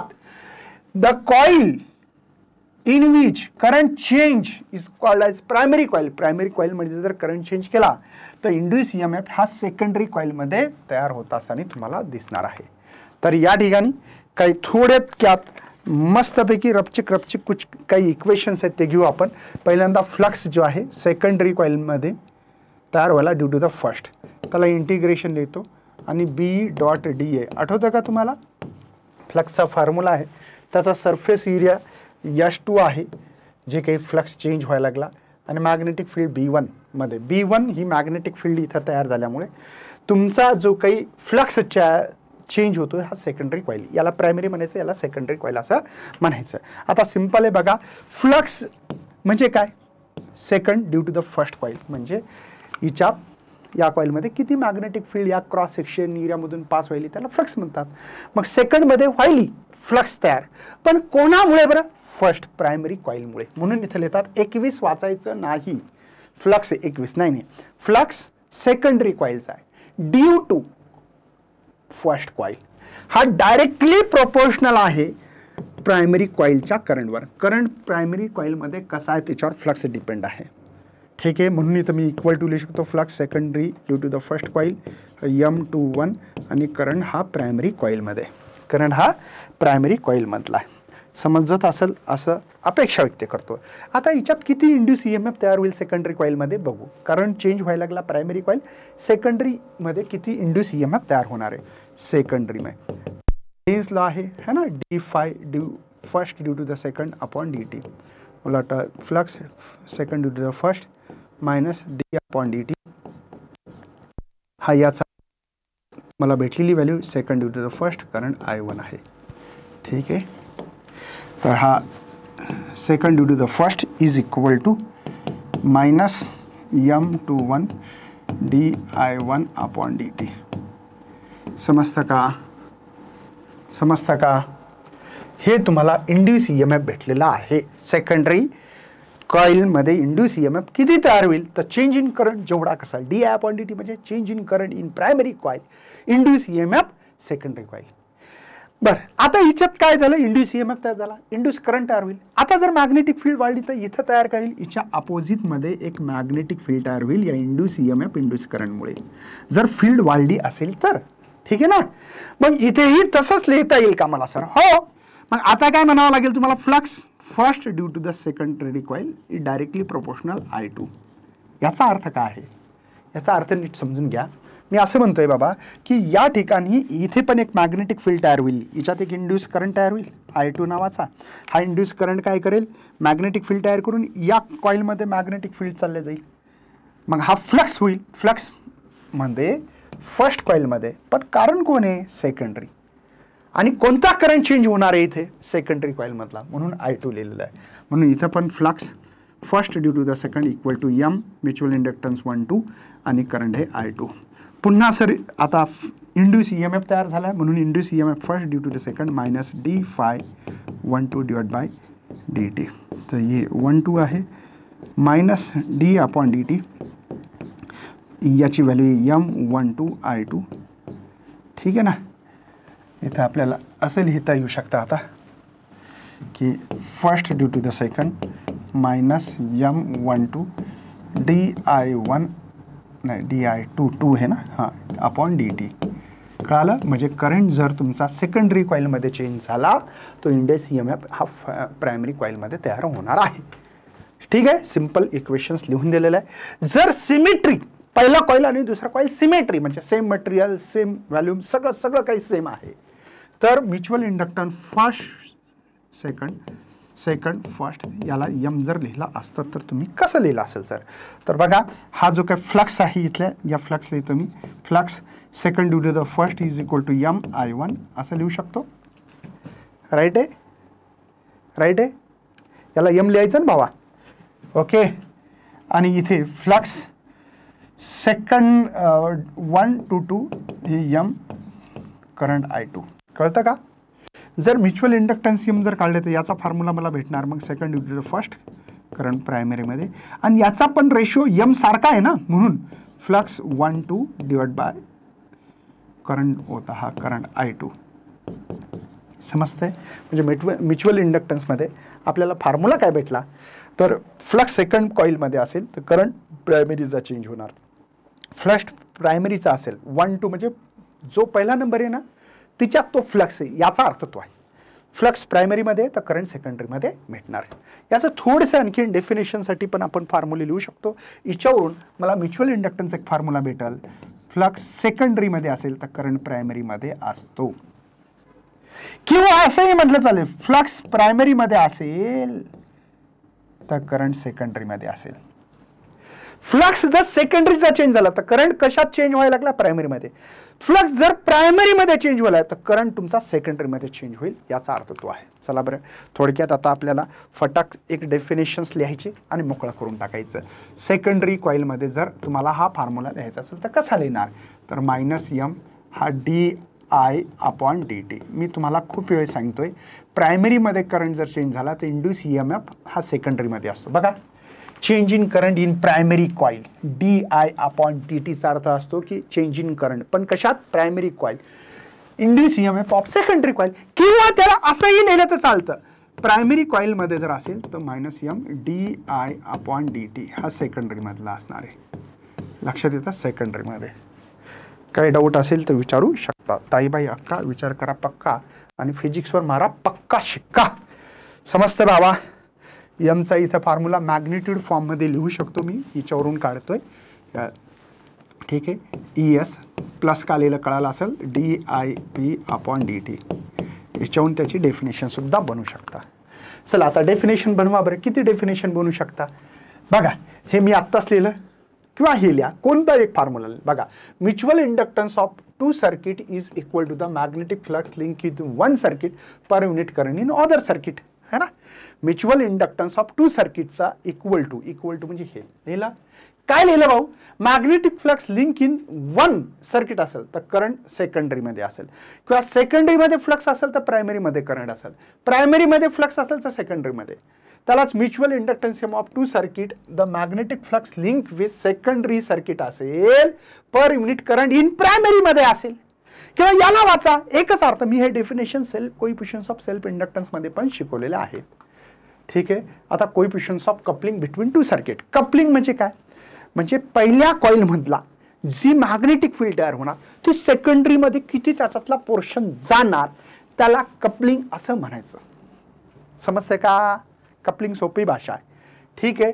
बघा, explain the coefficients of coupling असा शब्द दिलेला आहे. Explain the coefficients of coupling between 2 circuit. बघा, कोइफिशियंट्स ऑफ कपलिंग म्हणजे काय? Major the portion of flux reach the coil 2 which vicinity of coil 1. म्हणजे 1 मधला किती मॅग्नेटिक फ्लक्सचा जो काही पोर्शन आहे तो किती पोहोचायला सेकंडरी. म्हणजे ही प्रायमरी कॉईल आहे, राईट आहे.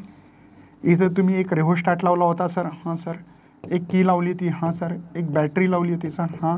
बघा असं, हियर लोअर एक की आहे आणि हा रेहोस्टॅट आहे, लावला होता. बरं, मी काय केलं, एक कॉईल तिच्या जवळ आणखीन एक ठेवून दिली अशी, आणि काय केलं, एक मस्त ग्लाव्हनोमीटर लावला. आता ही हिच्यातली जी काही मॅग्नेटिक फील्ड आहे हिच्यातली पहिल्यातली ती सेकंडरीमध्ये किती पोहोचली बघा. पूर्ण पोहोचू शकते किंवा नाही पोहोचू शकत. बघा किती लाईन, ही लाईन बाहेर चालली, ही लाईन बाहेर चालली, ही पण जवळपास बाहेर चालली, 2-3 लाईन पास झाल्या. तर पहिल्या कॉईलमध्ये जी काही मॅग्नेटिक फील्डचा पोर्शन्स आहे तो सेकंडरीमध्ये किती चालला हिच्यामध्ये त्याला आपल्याला कपलिंग असं म्हणता येतं. Greater coefficients of coupling greater with the mutual inductance. Coupling जास्त आहे म्हणजे म्युच्युअल इंडक्टन्स जास्त आहे. पहिल्यातल्या कॉइलमधल्या मॅग्नेटिक फील्ड दुसऱ्यामध्ये जास्त असेल तर ग्रेटर कोएफिशियंट म्हणू शकतात नाही. Inductance of any circuit proportional to the induce voltage in develop equal to the mutual. जितकं जास्त म्युच्युअल इंडक्टन्स झालं तेवढा जास्त इंड्यूस ईएमएफ सेकंडरी कॉइलमध्ये तयार होईल. म्युच्युअल म्हणजे काय, पहिल्या कॉइलमधल्या मॅग्नेटिक फील्ड दुसऱ्या कॉइलमध्ये किती आतमध्ये घुसतायत ते सांगायचंय. समजलं का? ओके, त्याचं डेरिव्हेशन तयार करता का सर? मग हां बघा, म्युच्युअल इंडक्टन्स थोडासा मार्कर वेगळा इस्तेमाल करू आपण आता. एम हां, M is directly proportional second due to the first. हे कळायला का अर्थ? हिच्यावरून inductance of any circuit proportional to induce voltage V है ना can develop this equally true mutual conductance. हिच्यावरून कळालं मला, हिच्यावरून या सेंटेन्सवरून कळालं. पण म्युच्युअल इंडक्टन्समध्ये जे काही इंड्यूस ईएमएफ तयार होतं secondary coil due to the first, हा डायरेक्टली प्रोपोर्शनल नंबर्स ऑफ टर्नवर डिपेंड आहे. ह्या कॉइलच्या नंबर्स ऑफ टर्न किती आहेत. तसंच ही पण जे आहे ना K∅1 वर पण डिपेंड आहे. K∅ माहिती आहे ना, हा पण नंतर म्युच्युअल इंडक्टन्स करतो माहिती आहे ना K∅1. म्हणजेच याला ∅1ला मला नंबर्स ऑफ टर्नवर डिपेंड असणार आहे. अरे भाऊ, हे जे काही फ्लक्स आहे ना प्रायमरी कॉइलचं, हे नंबर्स ऑफ टर्नवर डिपेंड असणार आहे ना, म्हणून याला मला लिहिता येईल second to first directly proportional N1 N2 आणि हा K आहे. राईट आहे मित्रा, काय टेन्शन. पण numbers of turn is directly proportional to the root L. ॲक्च्युअलमध्ये याचा फॉर्म्युला असा असतो, N is directly proportional to the L. म्हणजे कोएफिशियंट्स ऑफ सेल्फ इंडक्टन्स हे नंबर्स ऑफ टर्नवर डिपेंड आहे बरं. नंबर्स ऑफ टर्न जितक्या वाढतील तितका कोएफिशियंट्स ऑफ सेल्फ इंडक्टन्स जास्त असतो. मग सर इथं आम्ही जर असं लिहिलं तर N1 N2 तर याला लिहू शकता का रूट L1 L2? हां, तर इथे इक्वल टू लिहून की रूट ऑफ L1 L2 लिहू शकतो. पण याला इंड्यूस ईएमएफ जे काही सेकंडरी कॉइल हे म्युच्युअल इंडक्शन जितकं जास्त म्युच्युअल होईल, कपलिंग होईल तितकं जास्त फायद्याचे. म्हणून इथं एमचा formula K is the coefficients of coupling आहे. K is the coefficients of coupling. हाच तर डिसाईड करतो की किती पहिल्या कॉइलच्या मॅग्नेटिक फील्ड सेकंडरीमध्ये चालल्या. समजलं का? समजलं भाऊ. के इज इक्वल टू U1 केव्हा असतो? सगळ्या जितक्या लाईन हिच्यातून पहिल्या कॉइलमधून निघल्या तेवढ्या पूर्णच्या पूर्ण सेकंडरी कॉइलमध्ये गेल्या, हा त्याचा अर्थ असतो. पण याच्या काही केसेस आहेत. पहिली केस आहे भावा, के जर ग्रेटर असेल 0.5 पेक्षा म्हणजे हा टाईट कपलिंग आहे, म्हणजे जास्तीत जास्त प्रायमरीमधून निघणाऱ्या मॅग्नेटिक फील्ड सेकंडरीमधून जात आहेत. Number 1. Number 2, K is less than 0.5 म्हणजे हे लूजली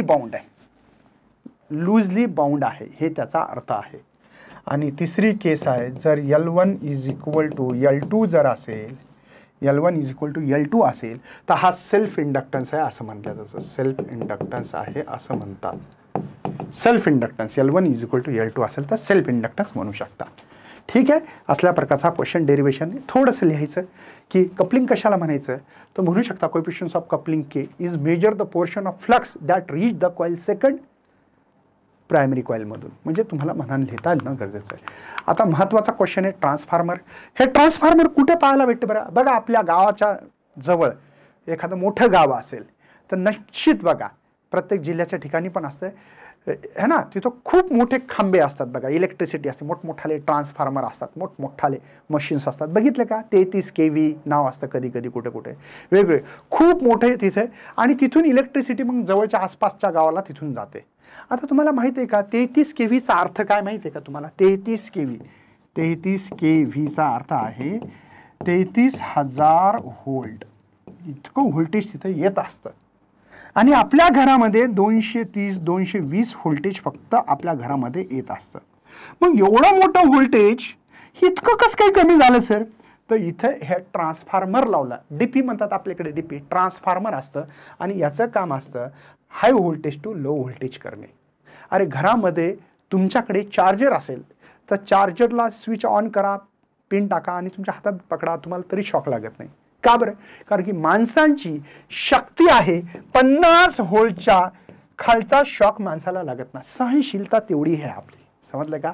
आणि हे तिथं जे काही मशीन दिसतात ते ट्रान्सफॉर्मर असतात, असे वाइंडिंग असतात, याला प्रायमरी कॉईल म्हणतात, याला सेकंडरी.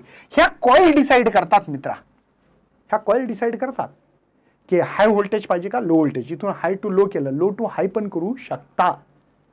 ठीक आहे. चला मग आपल्याकडे ट्रान्सफॉर्मर आहे.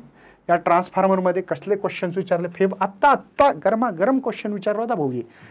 बघा, व्हॉट इज द ट्रान्सफॉर्मर, हा प्रश्न विचारलेला आहे. चला मग ट्रान्सफॉर्मर काय आहे, एक इलेक्ट्रॉनिक डिव्हाइस आहे. याचं काम आहे हाय व्होल्टेज टू लो या लो टू हाय व्होल्टेज करण्याचं काम ट्रान्सफॉर्मरचं असतं. लिहायचं शब्दात, हे लिहिणं बघ, मी इथं लिहिलेलं आहे, वाच भाऊ. ट्रान्सफॉर्मर काय, इलेक्ट्रिकल डिव्हाइस आहे which convert low alternating voltage to high current, high alternating voltage to low current in vice versa. उलट पण घेऊ शकता. प्रिन्सिपल काय, म्युच्युअल इंडक्टन्स जे काही शिकलो आपण त्याचा प्रिन्सिपल याच्यामध्ये उपयोगात घेतलेला आहे. म्हणजे it is the base on the principle of mutual inductance whenever the magnetic flux link with the coil change the EMF induce in neighbouring coil. म्हणजे जर तुमच्याकडे पहिल्या प्रायमरी कॉईलमध्ये करंट चेंज झाला तर इंड्यूस EMF सेकंडरी कॉईल तयार करू शकते. हे त्याच्यात सांगितलेलं आपण शिकलेलं आहे.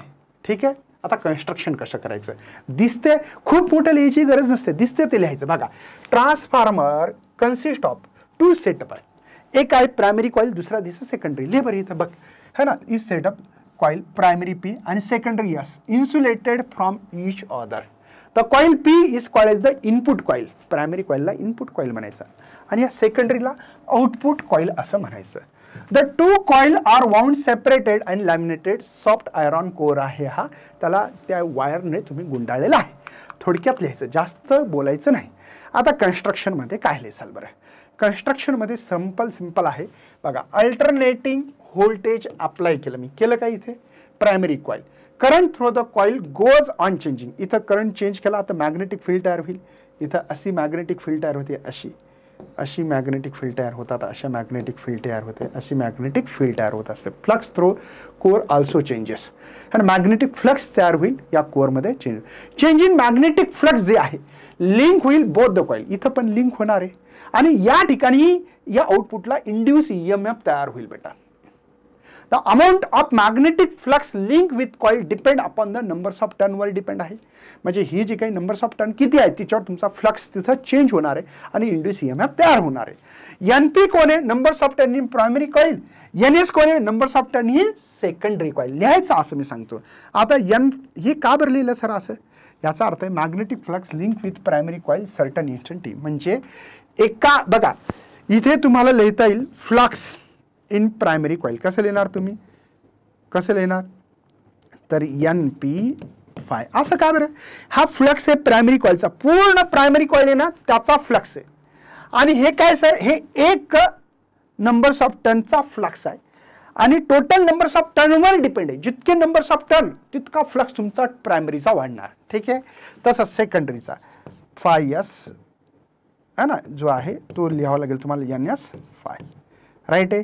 चला आपल्याकडे लिन्स लॉ माहिती आहे सर, मायनस d∅/dt. सर मला सेकंडरी काढायचं, मग याला सेकंडरी म्हणा.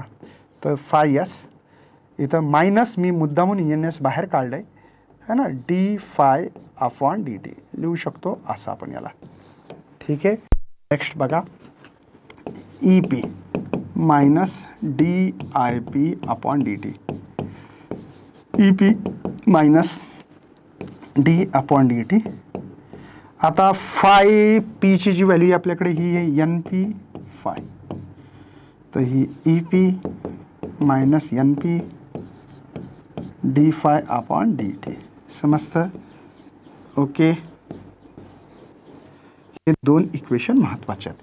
या दोघा इक्वेशनला मी उचललं आणि डिव्हाइड करतो आहे. ठीक आहे. मी ES अपॉन, हे काय झालं भाऊ, हां मी काय लिहिलं पुन्हा, ES is equal to minus NS d∅/dt असं एक इक्वेशन लिहिलं, इक्वेशन 1. इक्वेशन 2ला लिहिलं होतं असं मी NP d∅/dt असं इक्वेशन नंबर 2 लिहिलं आहे. म्हणून इथं ES/EP डिव्हाइड करत आहे दोन्ही इक्वेशनला. फर्स्ट बाय सेकंड असं लिहा तुम्ही. हां होय भगवान, NS/NP. ठीक आहे. इथे होईल d∅/dt हा इक्वेशन. इथं पण d∅/dt सगळ्यांना माहिती आहे कॅन्सल होणार आहे, त्यात काही टेन्शन घ्यायची गरज नाही. Cancel cancel, minus minus plus, म्हणजे ES/EP, इथं NS/NP. हा भेटला इथला रेशो. पण तुम्हाला सगळ्यांना माहिती आहे ना, टर्न रेशो काढायचं असलं input power is equal to output power. Output power, input power काय आहे, करंट मल्टिप्लाय हे पॉवरचा फॉर्म्युला VI असं लिहितो असतो आपण, VI. पण इथं V ने लिहिता EI लिहायचं आहे. माहिती आहे ना कशामुळे, ई इस्तेमाल करतो आपण. मग इथं EI, इथं पण EI. प्रायमरी म्हणून P लिहा, सेकंडरी म्हणून S लिहा. ES आपण असा रेशो काढू आपण, ES/EP चालेल. तर करंट इथेच राहील, हा करंट इकडे येईल. समजतं भावा?